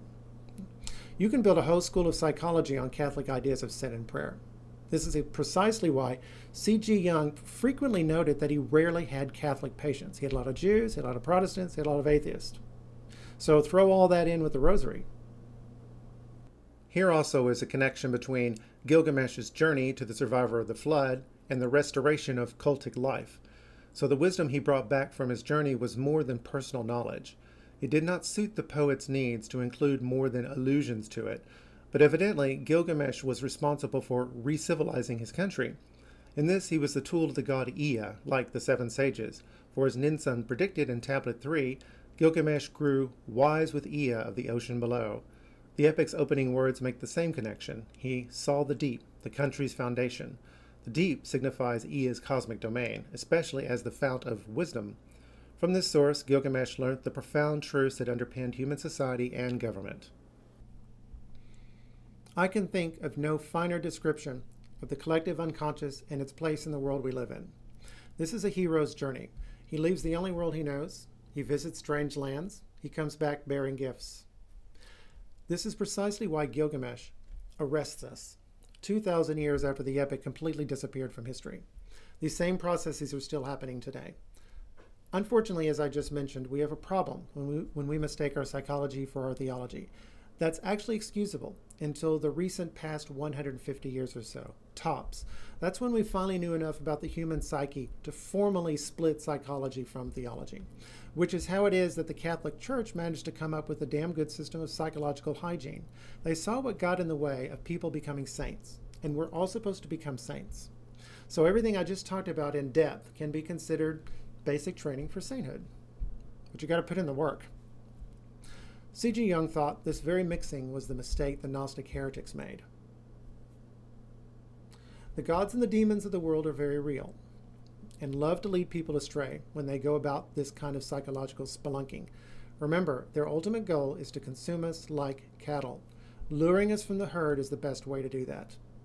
Also remember, until Jesus returns, these hostile powers rule the world. They've infested our unconscious, and currently they are masters of the air. Thus, both sets of roots have absorbed contamination. It is only through the will of God that we can get cleaned up. My rule of thumb is very simple. If it passes the Bible acid test, I'll happily follow up on it. I split my psychology from my theology. I know where one ends and the other begins. This is exactly how I've started evaluating the Mormons, the Church of Jesus Christ of Latter-day Saints. Obviously, we have a lot of problems here, but here I go. Joseph Smith seems to have taken a hero's journey. He left the formal church, which was severely lacking, hence the manifest need for the hero's journey. That's certainly what I saw with my own homosexuality and my Christianity. One or the other has to go, but neither can go. How do I bridge this gap? He's traveled to strange, non-Christian lands, the Freemasons. He came back bearing gifts. With the Mormons, there's a dynamic and ongoing interaction between the living and the dead, between what the Catholic Church would call the church militant here on earth and the church triumphant in heaven. The church suffering is in purgatory. Obviously, this is something he unconsciously resurrected from Roman Catholicism and Eastern Orthodox, with their prayers to and intervention from the saints. His church is a strong hierarchy, directly comparable in quality, though obviously not quantity, to the Catholic Church. The president of the Church of Jesus Christ, or Latter-day Saints, along with the first presidency, fills the place of the Pope and the Magisterium. The Mormons stress that we are God's children, and it is our destiny to be faithful to God. although their ideas about the origin of God are a train wreck and are 1000% wrong. He is the unmoved mover, the uncaused cause. He doesn't come from anywhere or anything. We're to become gods ourselves. And while we are alive and in our bodies, we must act that way. Remember, the body is part of the soul. And in this, they are 1000% right. Don't be a slob. You go where there are a lot of Mormons, you're surrounded by beautiful people. That's not an accident. Finally, back to Gilgamesh. The epic also offered practical advice to men who wanted to lead other men. Rites and rituals are a massive part of that. It's very important in Confucianism, a very big deal. Obviously, this applies to the Mormons as well. This should help Catholics and Protestants understand each other better. A lot of Catholic theology isn't really Christian, in my opinion. Like the Mormons, obviously. Their theology about the Mass, for example, specifically their idea that it's Christ's sacrifice happening over and over again. Therefore, it's very important that you go to Mass every Sunday. That's blatantly wrong. One sacrifice, one temple, one priest. It's almost as if the Catholic hierarchy doesn't understand what the word one means. Well, of course they do. This is not Christian. But it's very useful for social cohesion. You bring everybody together in the same spot, it's a lot easier to put them on the same page. And this is critical if you want to maintain a functional society. That's order against chaos. That's very Christian. We Protestants can learn a thing or two from those Catholics. Remember, the Catholic Church was forced to be a state as well as a religion for centuries after the fall of the Western Roman Empire. States do ugly things. Compared to Jesus, they fell far short, and they're the first to admit that. But compared to the caliphs and the khans, they soared to the highest heavens. You like your science, don't you? Thank a Catholic. Science did not show up in the Muslim world because the mullahs formally declared that connecting cause and effect was blasphemy. I am not making this up. Understanding that effect follows from cause is what launched modern science. When with their delights he was fully sated, he turned his gaze to his herd. The gazelles saw Enkidu. They started to run. The beasts of the field shied away from his presence. Enkidu had defiled his body so pure. His legs stood still, though his herd was in motion. Enkidu was weakened and could not run as before, but now he had reason and wide understanding. So, Enkidu is a wild man who's in tune with nature. Then a woman comes along and gives him wisdom, and he loses that connection. And in the epic, that's a good thing. Here you see the Bible reacting to the epic. What's good for them is bad for the Bible, and vice versa. For example, this wisdom that Gilgamesh brought back might be the very wisdom that got the world destroyed in a flood in the first place. The stars of the heavens appeared above me. Like a rock from the sky, one fell down before me. I lifted it up, but it weighed too much for me. I tried to roll it, but I could not dislodge it. The land of Uruk was standing around it. The land was gathered about it. A crowd was milling about before it. The menfolk were thronging around it. Like a babe in arms, they were kissing its feet. Like a wife, I loved it, caressed and embraced it. I lifted it up, set it down at your feet, and you, O mother, you made it my equal. There's your Kikru. Gilgamesh loves it as a wife, although in this case it represents a husband. In a street of Uruk the town square, an axe was lying, with a crowd gathered round. The land of Uruk was standing around it. The country was gathered about it. A crowd was milling about before it. The menfolk were thronging around it. I lifted it up and set it down at your feet. Like a wife I loved it, caressed and embraced it. And you, O mother, you made it my equal. So there's the axe, the lashinu, this time properly called a wife. Now notice the equality. One of the remarkable things about Enkidu is his resemblance to Gilgamesh. He's almost a twin. Gilgamesh is taller, but Enkidu is broader boned. Now I had a video called Good Twin, Bad Twin, Part 1, in which I launched my campaign to rescue the Bible from fag bashers. And as earlier in this video, that video begged a question. And the answer to that question will be Part 2. If we homosexuals cannot represent Christ and his bride, the church, like a heterosexual couple can, then what can we represent? The answer is sacred twinship. None of us are called to become Christians. We're called to become Christs. We're being reworked through our suffering in the world to take on the imago Christi, the image of Christ. We are to be to Christ what Enkidu was to Gilgamesh. Now, Paul of Tarsus traveled on many boats, but the only one that's named before he landed in Rome as a martyr was the last boat, the Castor and the Pollux, the Gemini twins. In fact, as the Catholics have correctly pointed out, each of us is called on to take a tiny sliver of Christ's cross, and suffer alongside him as co-redeemers of the world. Now think about that when you think about your own suffering, and cherish it, for you know that the harder Satan struggles against us, the more assured his destruction will be. On the beauty of Gilgamesh, Lady Ishtar looked with longing. Come, Gilgamesh, be you my bridegroom. Grant me your fruits, O grant me. Be you my husband, and I your wife. Let me harness you a chariot of lapis lazuli and gold. Its wheels shall be gold, and its horns shall be amber. Driving lions in a team, and mules of great size, enter our house amid the sweet scent of cedar. As you enter our house, doorway and footstool shall kiss your feet.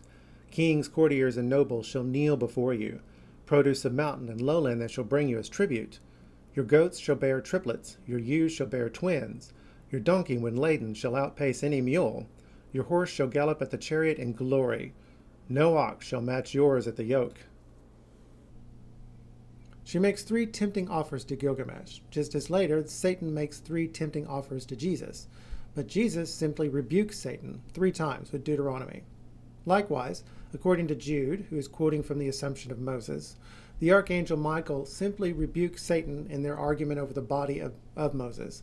And he goes out of his way to tell us he did not venture to pronounce a reviling judgment. I believe these are both examples of a conscious decision on the part of Jesus and the author of the Assumption to contradict Gilgamesh and later Enkidu, who also insults Ishtar. So that would be the second example of New Testament writers consciously reacting to this story. On the other hand, this story clearly made its way into Book 5 of the Iliad. There, the Greek hero Diomedes insults and even attacks the Greek goddess Aphrodite, who is, of course, the counterpart to Ishtar. And like Ishtar, who complains to her mother Antu, Aphrodite complains to her mother Dion.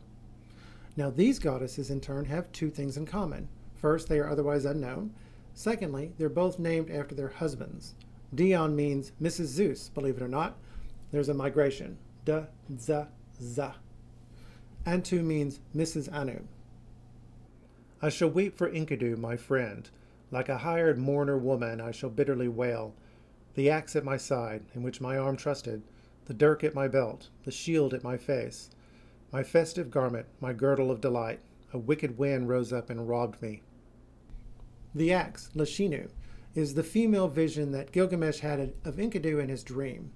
And here, like Eve to Adam, the axe is at his side. Here he weeps in an unseemly manner for his friend, just as Achilles weeps for Patroclus in the Iliad. And these 2 pairs, taken together with David and Jonathan, make it clear that the literary trope of male soldier lovers had long been established in this region and has nothing to do with gay activists reading between the lines. I would take it farther than that. I think this is an archetype of the collective unconscious. In fact, I've taken it even farther. This is a vision of our ultimate sacred fate. He clad himself in their skins. He ate their flesh. Gilgamesh dug wells that never existed before. He drank the water as he chased the winds. Shamash grew worried, and, bending down, he spoke to Gilgamesh. "O Gilgamesh, where are you wandering? The life that you seek you will never find." Said Gilgamesh to him, to the hero Shamash, "After roaming, wandering all through the wild, when I enter the netherworld, will rest be scarce? I shall lie there sleeping all down the years. Let my eyes see the sun and be sated with light. The darkness is hidden. How much light is there left? When may the dead see the rays of the sun?"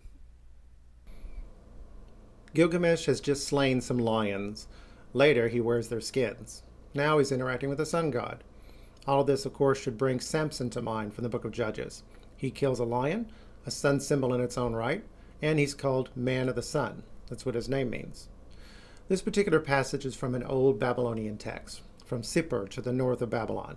So it was around at the time of the Minoans. It was needed to be inserted of Book 9 of the Assyrian text. Now notice Shamash is called a hero. He's routinely called that. On Minoan Crete, he's typically portrayed as a boxer. In fact, it's this research is why I started getting into boxing. And when I started boxing, I realized I always was a boxer. Now, in the 70s when I was growing up, it was a black thing, so it was utterly alien to me. And then when I first saw a photo of the boxer Rocky Marciano, I realized, oh my God, that's my folk. As I talked about in the introduction, boxing is a high art, and I realized that very quickly when I started boxing. This is indeed a calling worthy of a sun god, and I think a lot of gay men would love to do boxing. May the mountains of Mashu allow you to pass. May the mountains and hills watch over your going. Let them help you in safety to continue your journey. May the gate of the mountains open before you. Gilgamesh heard these words. What the scorpion man told him, he took to heart. He took the path of the sun god. Mashu are twin mountain peaks, and they are the gateway into the underworld. In Gilgamesh, they are guarded by scorpion men. The Minoans used stylized bull horns to represent them, and they're so-called horns of consecration. And here we see the sun going into the underworld. The town of Shuruppak, a city well known to you, which stands on the banks of the river Euphrates. The city was old, the gods were once in it, when the great gods decided to send down the deluge. Their father Anu swore on oath, and their counselor, the hero Enlil, their chamberlain, the god Ninurta, and their sheriff, the god Ennugi. Prince Ea swore with them also, repeating their words to a fence made of reed. O fence of reed, O wall of brick, hear this, O fence, pay heed, O wall. Ea is the later Akkadian name for Enki, and the way he warns Utnapishti about the coming storm is very fitting with his psychological place as the charged darkness of the unconscious. He cannot warn the human directly, so he has to warn a fence that he's standing next to. Ea also represents the unconscious for the gods. In this case, he's balancing out an unbalanced conscious orientation. And this is something you can look for in your dreams, especially if you're way too high or way too low. Years ago when I was very, very low, my anima, that's the female personification of the unconscious for men, showed up as a Hollywood movie star. C.G. Jung talks about one of his patients who was very successful, so he's a little bit too puffed up. His anima shows up as an old washerwoman. The gods want to destroy mankind, but they have no idea that in the process they will destroy themselves. But the unconscious knows this, so it sets about trying to manage the damage. Ea even offers the gods an alternative to destroying mankind outright. Visit each and every man with inevitable death. At the very first glimmer of brightening dawn, there rose on the horizon a dark cloud of black, and bellowing within it was Adad the storm god. The god Shulat and Hanish were going before him, bearing his throne over mountain and land. The god Erekal was uprooting the mooring poles. Ninurta, passing by, made the weirs overflow. The Anunnaki gods carried torches of fire, scorching the country with brilliant flashes. The stillness of the storm god passed over the sky, and all that was bright then turned into darkness. He charged the land like a bull on the rampage. He smashed it to pieces like a vessel of clay. For a day the gale winds flattened the country. Quickly they blew, and then came the deluge. Like a battle, the cataclysm passed over the people. One man could not discern another, nor could people be recognized amid the destruction. As a Christian, I am jealous.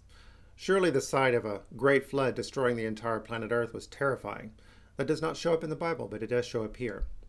And we also get an idea of how Noah could have built his giant ark. It would have been the biggest wooden boat ever in the history of the world. Perhaps like Utnapishti, he had tricked his neighbors. They thought he was building a crazy spirit boat so he can go join Enki in the underworld. So he lavishly overpaid them, and when they were finished, he gave away the rest of his property, so they thought they were getting away with something.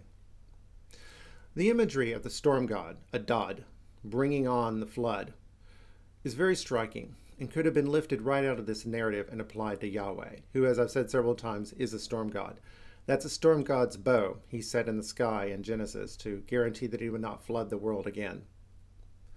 Shulat and Hanish bear Adad's throne, which in turn is very much like the vision of Ezekiel with his wheels within wheels and his fantastic creatures. Note, there's nothing in the text to indicate there's anything creaturely about Shulat and Hanish. We'll get to where that came from. If you watch my previous videos, you know where I'm going. Both sets of characters, shall we say, bear and defend the throne of a storm god. And this is what Ezekiel's whole vision is about. We need not resort to aliens, as Dr. Heiser has pointed out in his videos. It's the image of a chariot throne. And in the Temple of Jerusalem, Solomon is said to have built a chariot. Ezekiel's vision comforted the Israelites since the destruction of the temple by the Babylonians because it showed that God did not need their temple. He ruled the world forever. Amen. Of course, Ezekiel was in exile in Babylon, so it's entirely possible this passage was in fact lifted out of the epic and put into the Bible, the book of Ezekiel itself. Because the Bible translation that I use says the first chronicle reference to the chariot was added in response to Ezekiel. That's the only place where we see any mention of a chariot in King Solomon's temple. And in First Kings, they go into some mind-numbing detail on that temple, which is interesting because First and Second Chronicles are a retelling and recasting of First and Second Kings and First and Second Samuel. They're the same histories, but with differences in scope and purpose. The Greek name for Chronicles is perilepomena, things passed over or things omitted. There's a lot of recasting of narrative here. Now, I pointed out in previous videos that in Kings, the ascension of Solomon to the throne is very messy and political. But in Chronicles, it got cleaned up very nicely. So there was no chariot in King Solomon's temple. I consider that a commentary of and meditation on Ezekiel. As for the images of the creatures themselves in Ezekiel, I've talked about that in several of my videos. Sorry to make this digression, but I must point this out. And then we're going to lead to a big line of argument here. But it's important because we're talking about God. Here's where I will agree and amplify Dr. Michael Heiser. Ezekiel's creatures are modeled on the creatures we see at the Temple of Indara in northern Syria. The temple was older than Solomon's. It was bigger and it lasted longer, although it was destroyed before Solomon's by the Neo-Assyrian Empire.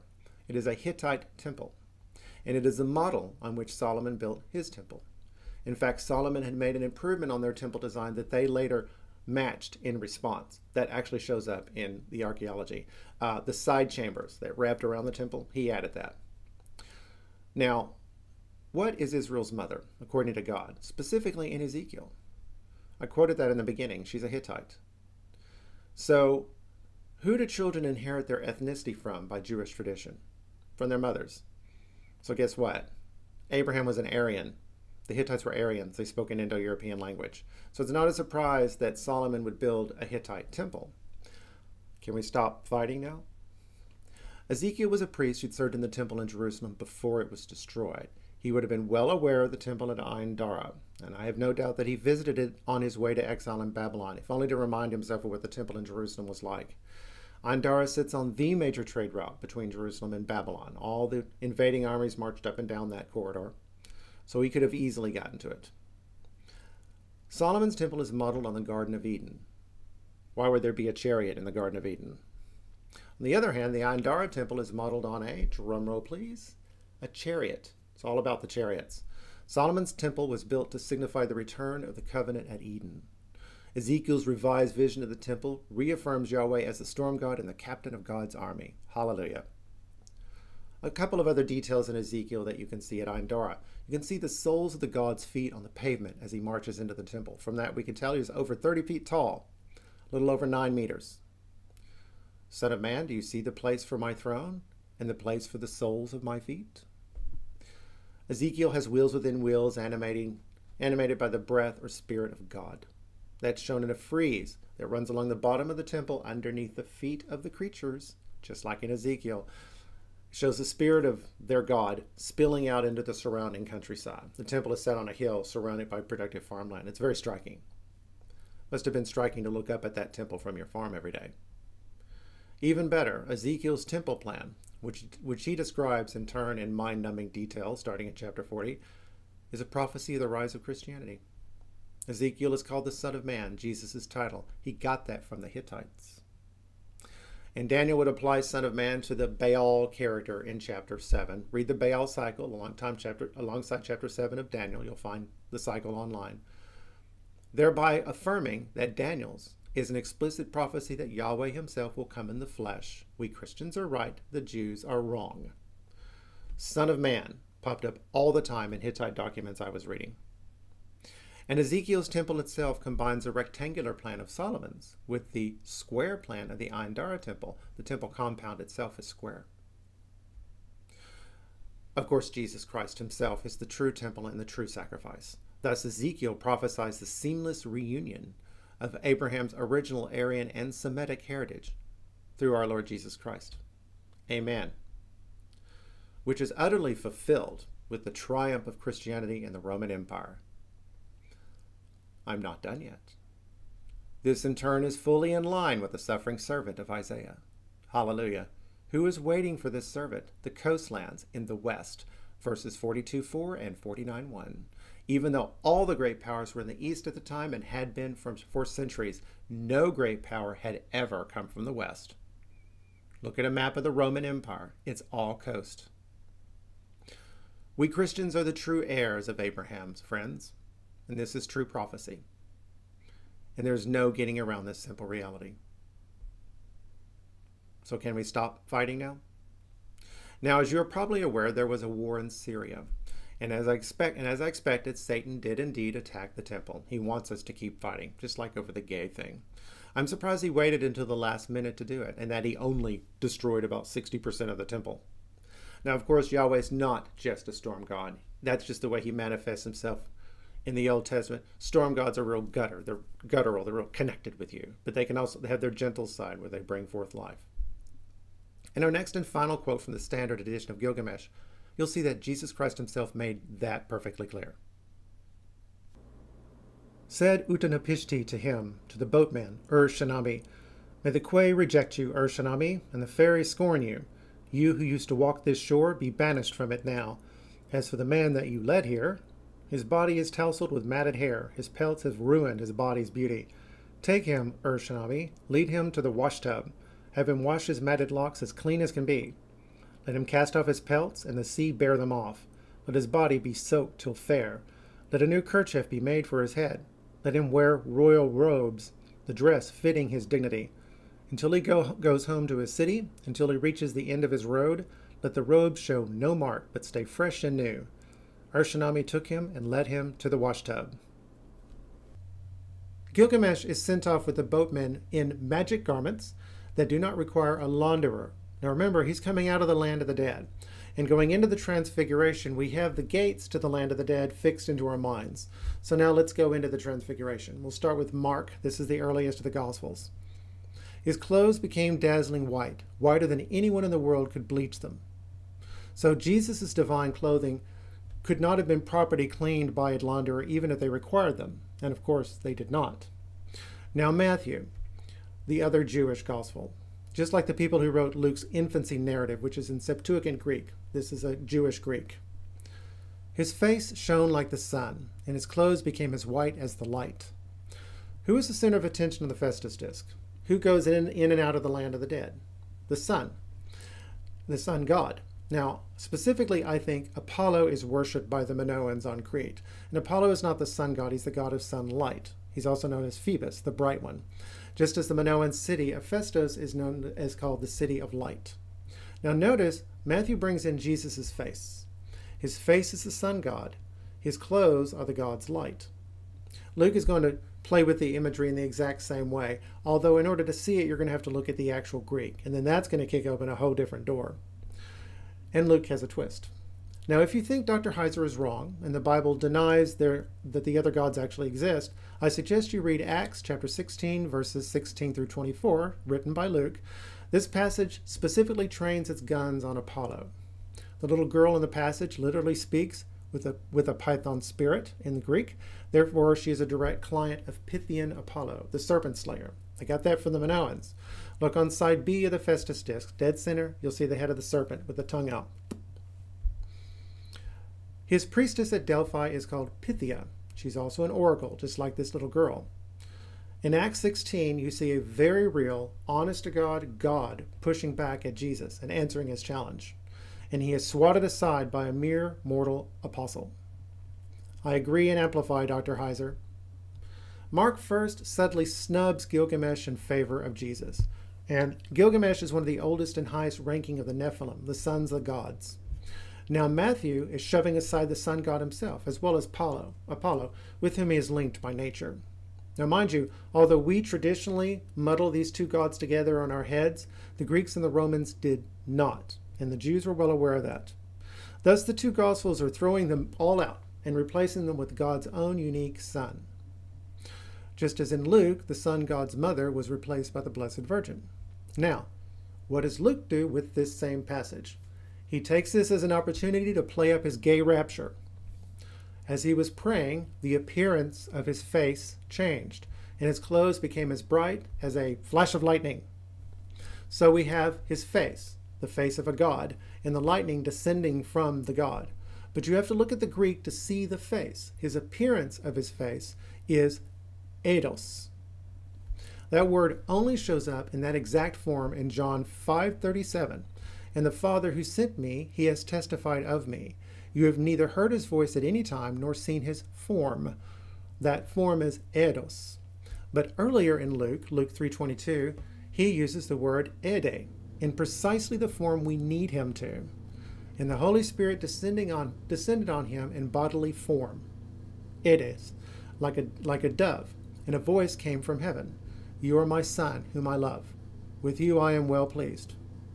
I guarantee you, John 5:37 is directly linked to Luke 3:22 and the gay rapture. There's a theory that the Gospel of John is an extension of an expansion and amplification of the Gospel of Luke. What follows is actually going to support that very, very strongly. In John chapter 5, Jesus is calling out the Jews. Now, we're headed into John 5:37.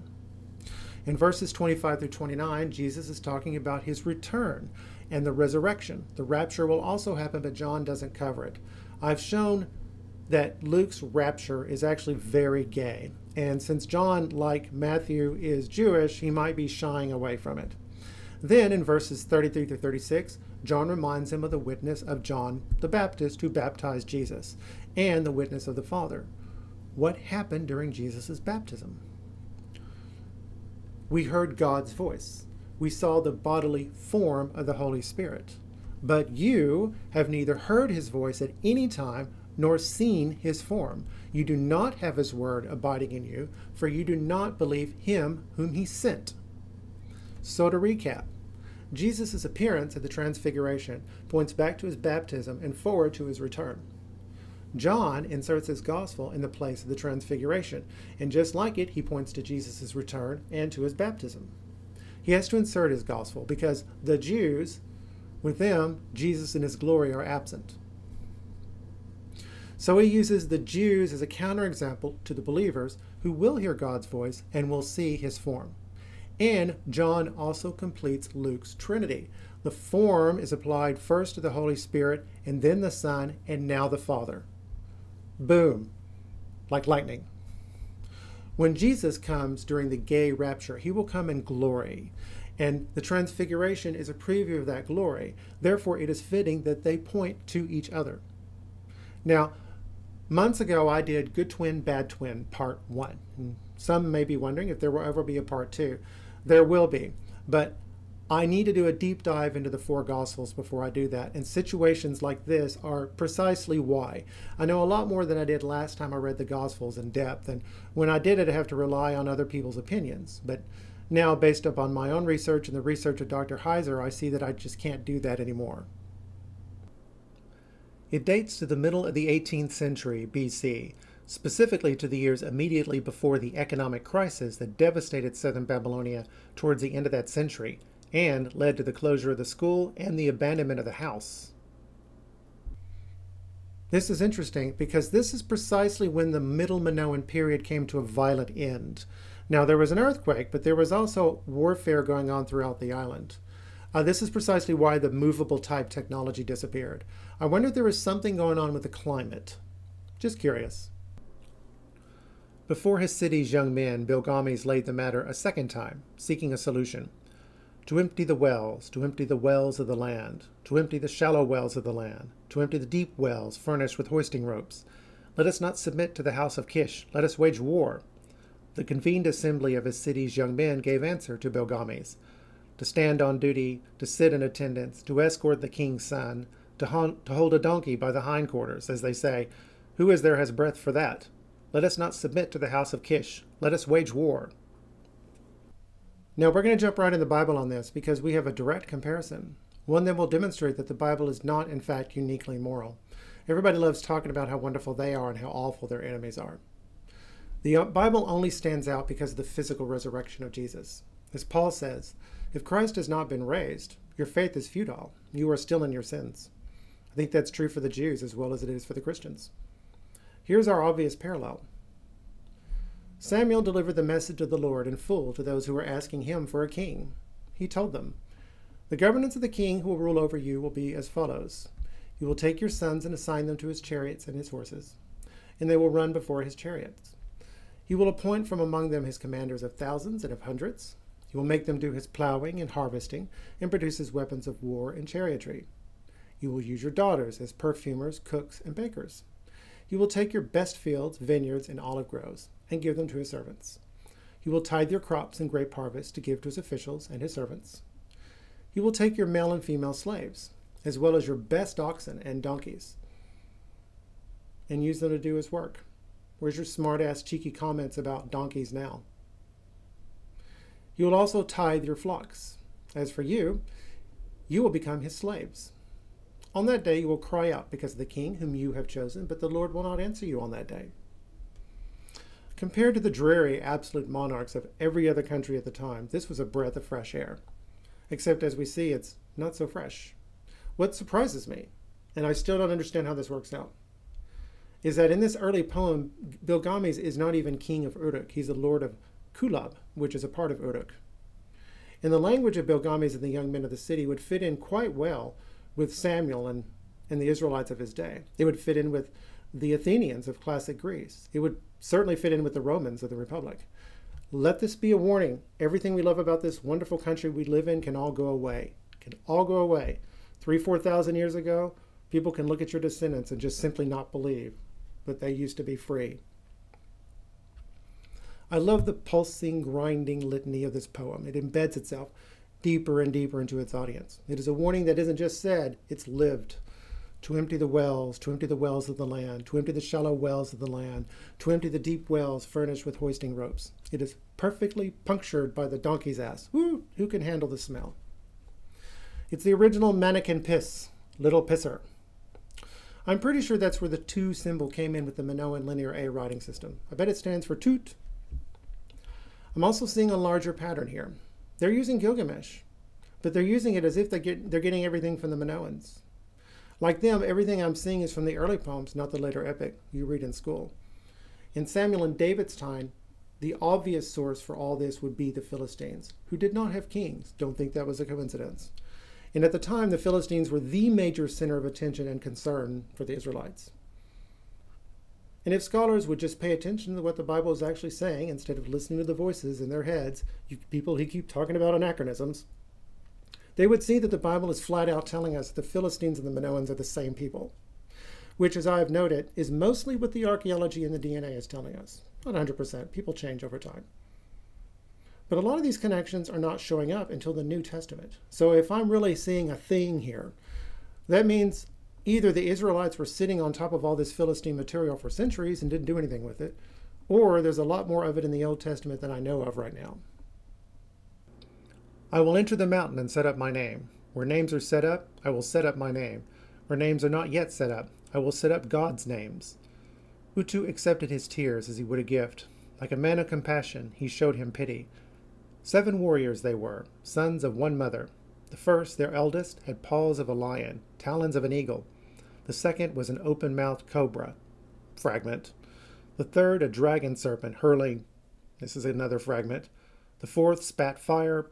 There's more description that's missing. The fifth, a serpent whose tongue. Fragment. The uplands.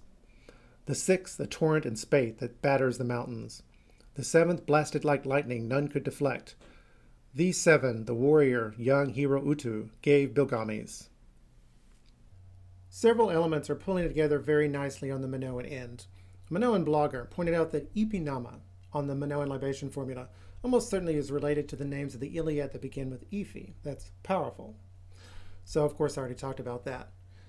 So here we are at a peak sanctuary around a mountain, and we're talking about powerful names.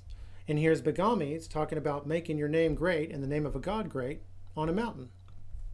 Then we also have the young hero Utu. This is the Sumerian sun god. He's called Shamash by the Akkadians.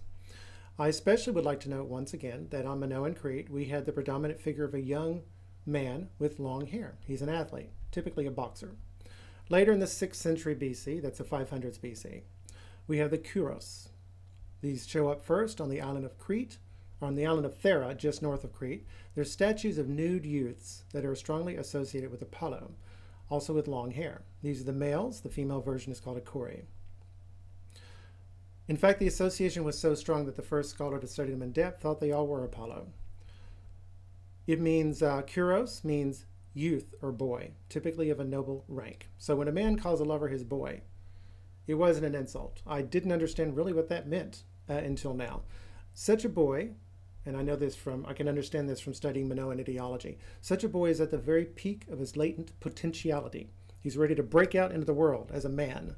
Potential, potent. I talk about that all the time in my videos. It's very important for the Minoans. Now, this is a moment for a young man that would last a summer. I could see myself calling my lover my boy when he's in his 80s. He'll always be that golden boy to me. Now, I'd like to point out that the word kuria occurs 5 times on side A of the Phaistos Disc. Sounds like kuros.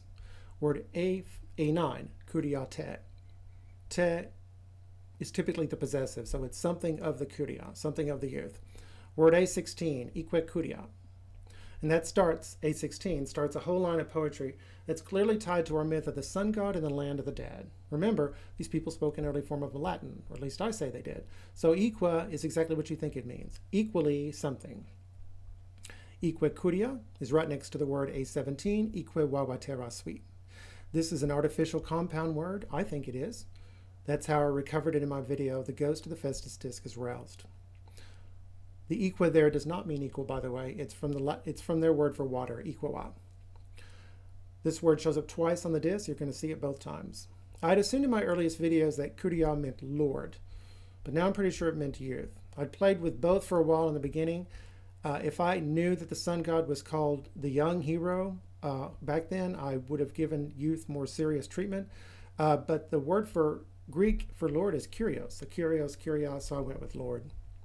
The sun god is eternally young. He comes in and out of the land of the dead, eternally young, no matter where he's at, both here and there. He has 2 faces.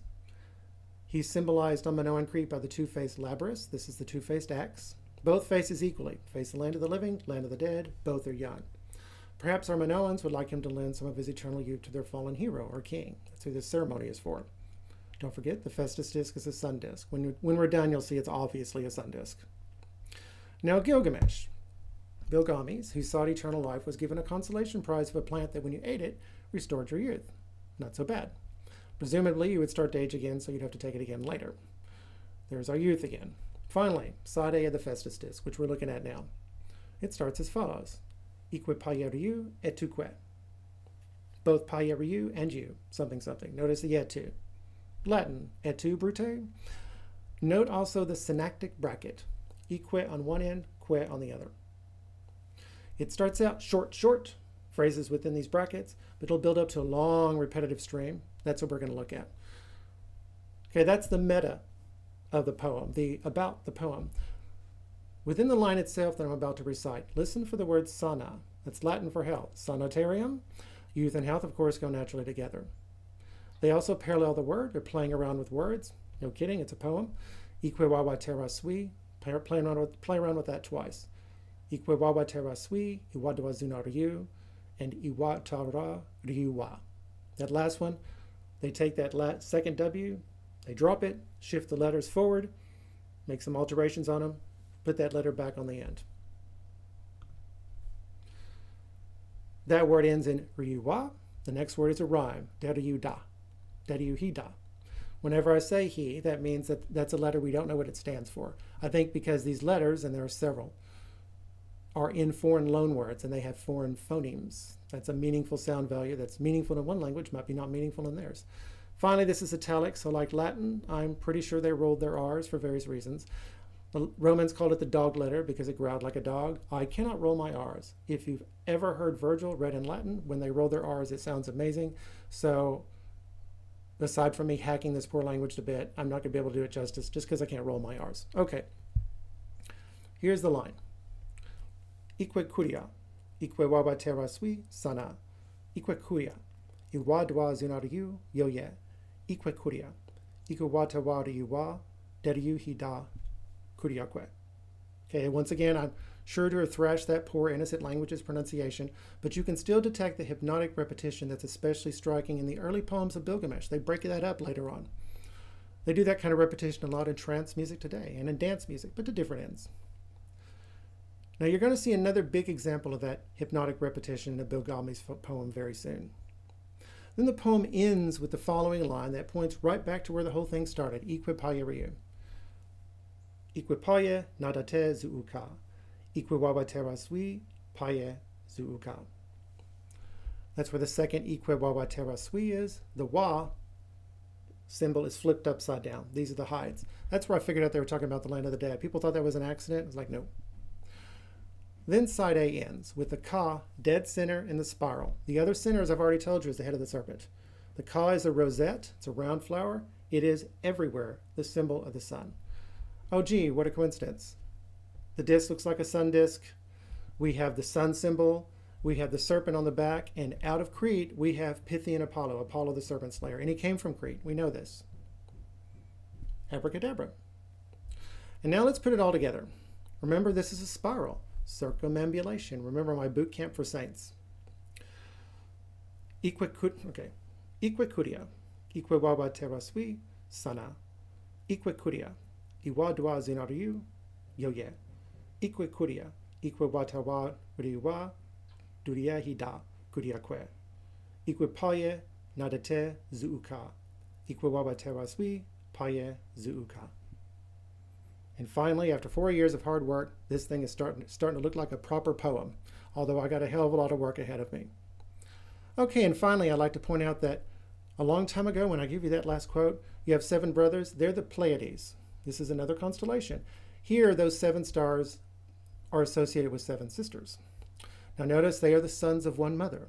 The text makes a very big deal about that. As I said, who your mother is determines your ethnicity by Jewish reckoning.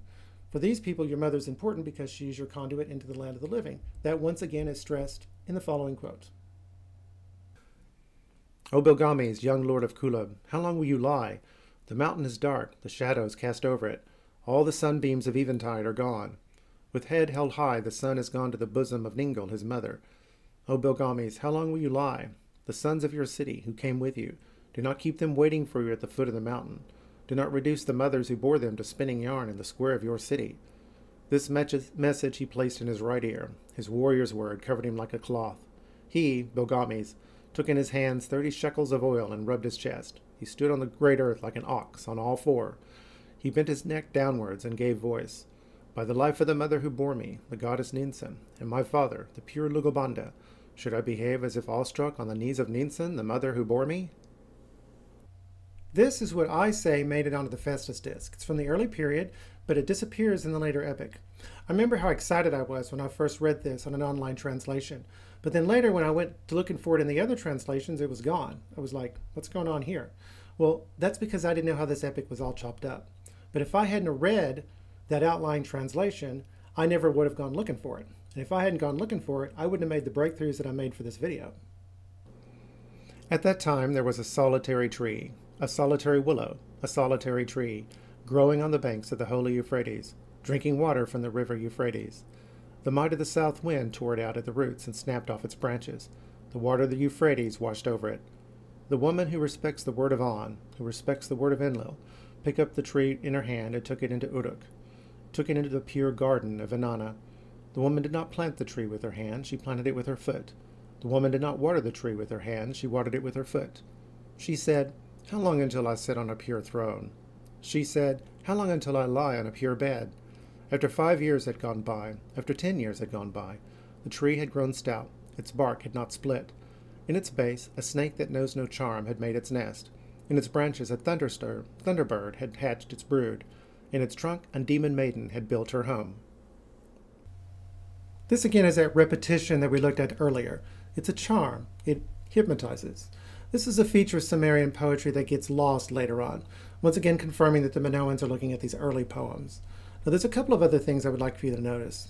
First, Inanna. Don't you love that name? Also a charm, also hypnotic. You call her Ishtar. So right off the bat, we lose a lot of that old Sumerian magic. Notice also Inanna is called the woman.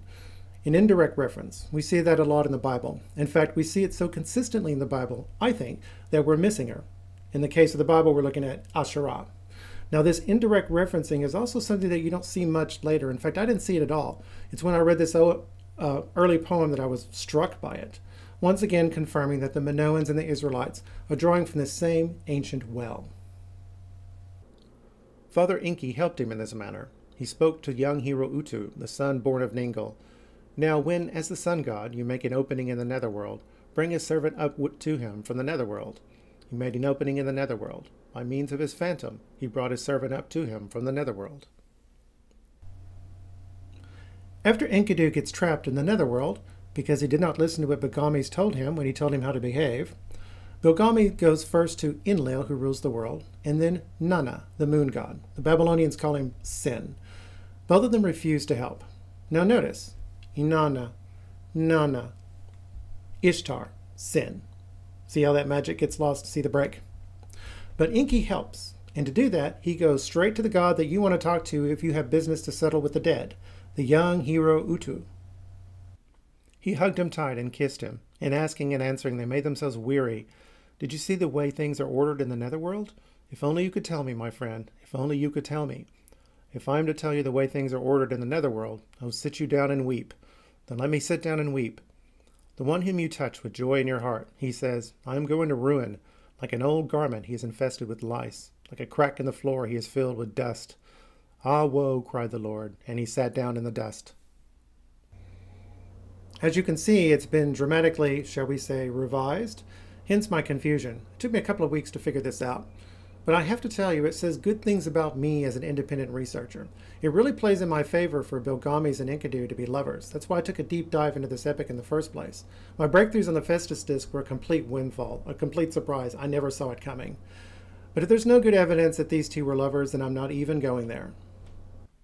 The dream god Sisig, son of Utu, shall provide light for him in the netherworld, the place of darkness. Men, as many as are given names, when their funerary statues are fashioned in future days, the warrior youths and the onlooker shall make a semicircle around a doorway, and in the front of it wrestling matches and trials of strength will be conducted. In the month of torches, the festival of ghosts. Without him being present, light will not be provided before them. This fragment is from the city of Nippur, and both of our important elements are here. We have ritual struggle in honor of the dead man, which becomes ritual combat for the Minoans and later the Romans, and apparently the Assyrians. And we have our torchlight processions, all in a very early poem, very gratifying. Final quote. This section here is a fragment. Like his architects designed his tomb, his head in a spin, his god, Enki, showed him the place where the dream could be solved. That vision, the king's dog solved it. No man solved it. So in Greek mythology, Kerberos, the divine three-headed dog that's also part serpent, keeps the dead in the land of the dead. The Greeks, and we may assume the Minoans before them, kept track of the Sirius as it rises above the horizon once a year. Sirius is the dog star. And where was it at before it rose up over the horizon? In the land of the dead. Sirius was also considered a miniature twin of the sun. The sun is the key to the dead. And one thing about peak sanctuaries is people threw their offerings into crevices in the mountains, presumably to get in contact with the underworld. So it makes sense. Side A would be dedicated to the sun god, and side B, which includes a version of the libation formula from the peak sanctuaries, would be dedicated to Sirius, which would explain why Curia is not there. Whether we're talking about Lord or youth, it never applies to Sirius. So, I finished with yet another video that went on for far longer than I intended. It took a lot longer to put together than I planned. I suppose that is my fate. It could be a lot worse. I've had a lot of fun. This video is made up of several natural, topic-centered modules that I can and will break up and post independently. And I have expanded my reach on both the Bible and the Minoans. And I've been introduced to the Baal cycle. And oh my God, I swear I'm not going to say anything about it here.